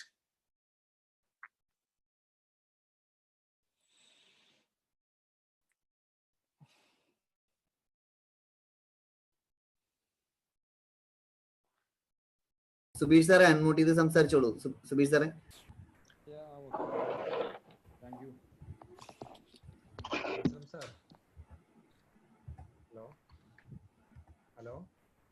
കേൾക്കുന്നുണ്ട്. കുറച്ച് സൗണ്ട് കുറവുണ്ടോ? സുബീഷ് സാറെ ആ ഇയർഫോൺ ഒഴിവാക്കിയിട്ട് സംസാരിച്ചോളൂ. കേൾക്കുന്നില്ലേ? കേൾക്കുന്നുണ്ട്, സൗണ്ട് കുറവുണ്ട്. അസ്ലം സാർ. ഓ, കേൾക്കുന്നുണ്ട്. Okay, super session. Thank you. Excellent ആയിരുന്നു. ഇതുവരെ എല്ലാ കാര്യങ്ങളും ഞാൻ ഇതിങ്ങനെ ശ്രദ്ധിച്ചിരുന്നു. നിങ്ങളുടെ ഓരോ പോയിന്റുകളും കൂടെ എഴുതിയെടുക്കാനേ നേരം ഉണ്ടായിരുന്നുള്ളൂ. താങ്ക് യു ജെസിയ മലപ്പുറത്തിന് നിങ്ങൾ കൊടുത്ത വളരെ എക്സലന്റ് ആയിട്ടുള്ള സെഷൻ. അതുപോലെ നമ്മുടെ ആർക്കെങ്കിലും ഡൗട്ട്സുകൾ എന്തെങ്കിലും ഉണ്ടെങ്കിൽ നേരിട്ട് ചോദിക്കുകയാണോ വേണ്ടത് അതോ ചാറ്റ് വഴി തന്നാ മതിയോ? എന്റെ ഫോൺ നമ്പറിലേക്ക് മെസ്സേജ് അല്ലേ, നമ്മളൊന്ന് വിശക്കണുണ്ട് ദാഹമുണ്ട്. Okay okay. സാറേ ഒരു കാര്യം പറയാതെ എനിക്ക് പോകാൻ പറ്റില്ല. ആയിക്കോട്ടെ. പിന്നെ അസ്ലം സാറേ സൂപ്പർ സെഷൻ. അതായത് ഞാൻ ഹോസ്റ്റ് ചെയ്തുകൊണ്ടല്ല പറയുന്നത്, എനിക്ക് എന്താ പറയാ പോകാൻ പറ്റാത്തോണ്ട് ഒരു സാഹചര്യം വേണ്ട. അടിപൊളി സെഷൻ, ഫാന്റാസ്റ്റിക്. എന്താ പറയാ, ഒരു വെബിനാറിലൂടെ ഇത്ര സൈലന്റ് ആയിട്ട് ഇത്രയും കാര്യങ്ങൾ കണ്ടന്റോട് കൂടി അടിപൊളിയായിട്ടുണ്ട്. എനിക്ക് വളരെ ഇഷ്ടപ്പെട്ടു. ഞാനൊരു കാര്യം കൂട്ടിച്ചേർക്കാനുള്ളത്, those who before the change will lead. ഈ ഒരു പോയിന്റ് ശരിക്കും ഈ ഒരു സമയത്ത് ഞാൻ പറയാം, എനിക്ക് നിരവധി കോളുകൾ വരുന്നുണ്ട്. എങ്ങനെയാ സാറേ ഈ ഓൺലൈൻ വഴി, ഞാനിപ്പോ സൂമില് ഇങ്ങനെ കുറെ വെബിനാർ ഹോസ്റ്റ് ചെയ്യുന്നതുകൊണ്ട് സൂമിലൂടെ എങ്ങനെയാ സാറേ ക്ലാസ് കൊടുക്കുന്ന കുറച്ച് ടിപ്പുകൾ തരുമെന്ന് ചോദിച്ചിട്ട് ഇപ്പൊ അടുത്ത ദിവസം മുതൽ ഒരു ക്ലാസ് ഞാൻ സെറ്റ് ചെയ്യുന്നുണ്ട്, 3 ദിവസത്തെ പ്രോഗ്രാം ആയിട്ട്.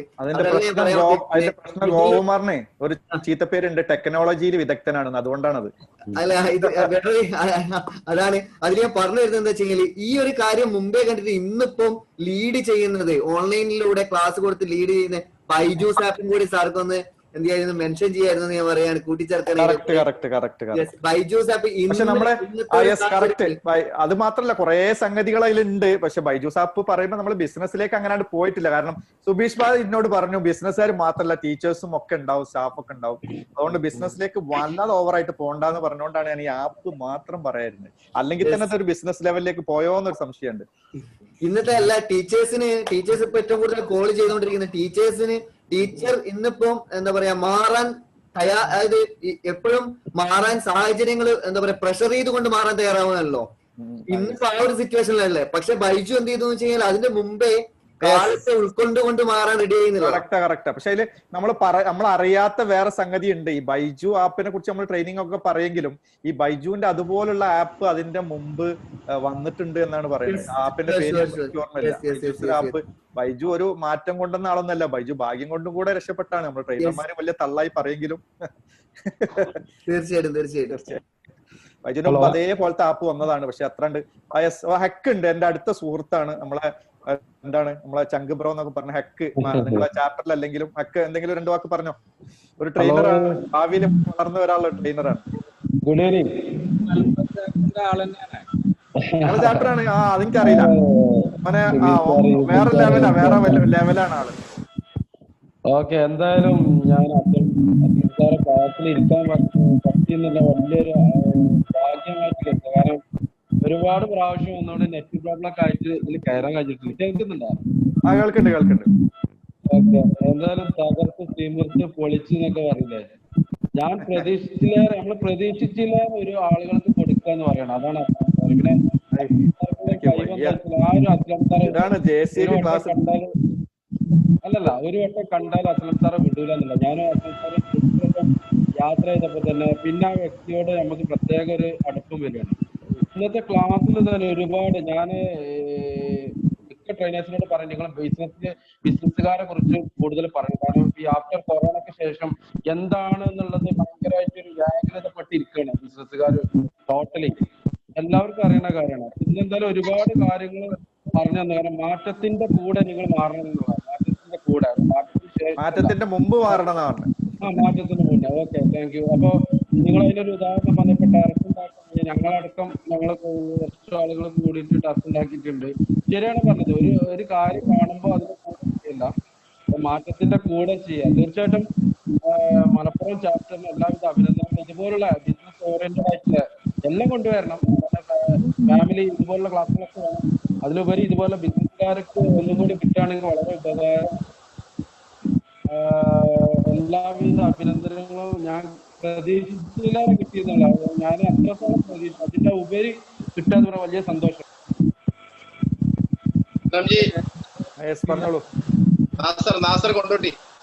ഉണ്ടായിരുന്നോ? ഞാൻ തുടക്കം മുതലുണ്ട്. Very good. അടിപൊളി. Thank you so much. Thank you team Malappuram also. പറഞ്ഞോളൂ. പറഞ്ഞോളൂ. എന്നാൽ ഞാനൊരു 8 മണിക്കാണ് കയറിയത് നമ്മുടെ റൂമില്. നമ്മുടെ ഹക്കുമായി ആയിരുന്നു എനിക്ക് മെസ്സേജ് അയച്ചിരുന്നത്. ഞാൻ നേരത്തെ ഒരു ശ്രദ്ധിച്ചിരുന്നു, പക്ഷെ എന്റെ ഓർമ്മയിൽ നിന്ന് വിട്ടുപോയി. പിന്നെ നമ്മുടെ ഹക്കുബായിലൊക്കെ ഇപ്പൊ വീണ്ടും ഒരു റിമൈൻഡർ അടിച്ച്. പക്ഷെ അത് മുതൽ ഇപ്പൊ വരെ ഞാനത് വളരെ നല്ല രീതിയിൽ ആസ്വദിച്ചാൻ കേട്ടു. കാരണം ഒരുപാട് പോയിന്റുകൾ അതിലുണ്ട്. നമുക്കൊക്കെ ശരിക്കും പറഞ്ഞാല് വളരെ നമ്മുടെ ലൈഫിൽ അല്ലെങ്കിൽ നമ്മുടെ ബിസിനസ് ലൈഫിലൊക്കെ നമുക്ക് ഇംപ്ലിമെന്റ് ചെയ്യാൻ പറ്റിയ ഒരുപാട് ടിപ്സുകൾ കിട്ടിയിട്ടുണ്ട്. തീർച്ചയായിട്ടും എല്ലാവർക്കും അത് ഉപകാരപ്പെടുമെന്ന് എനിക്ക് ഒരുപാട് വിശ്വാസമുണ്ട്. തീർച്ചയായിട്ടും എനിവേ എല്ലാവിധ ആശംസകളും നേരുന്നു.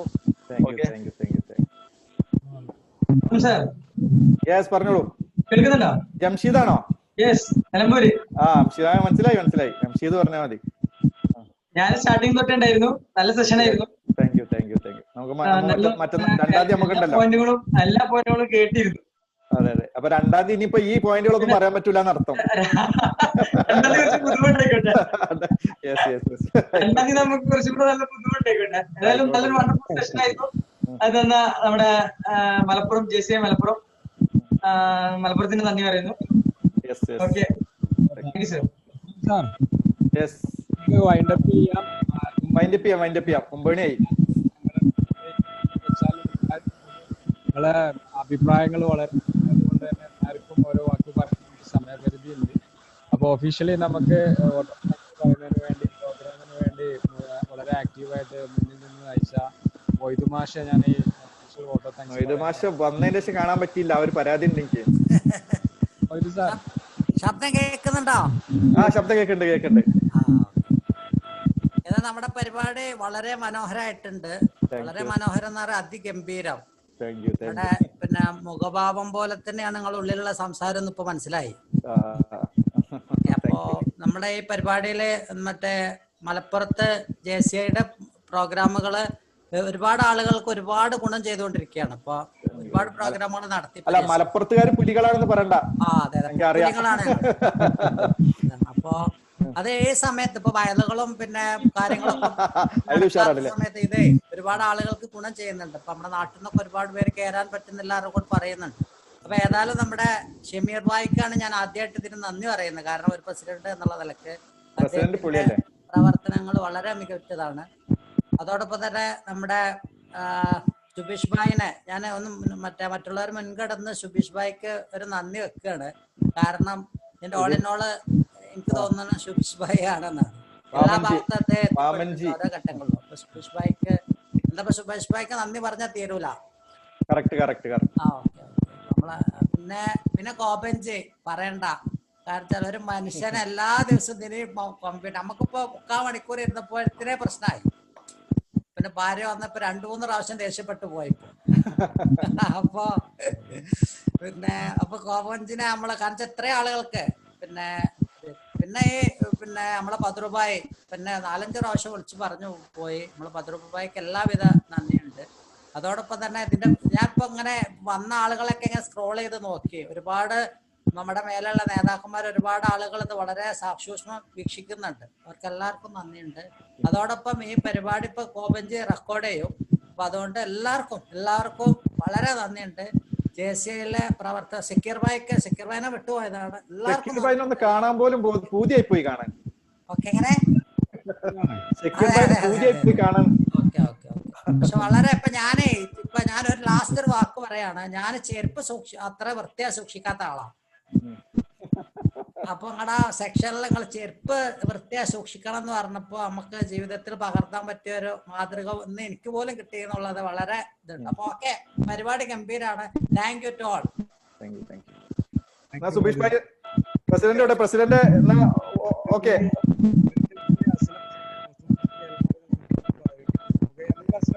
പറയാണ്ടോ? ഇല്ല ഓക്കെ, നമുക്ക് പിന്നെ കാണാം. ഓക്കെ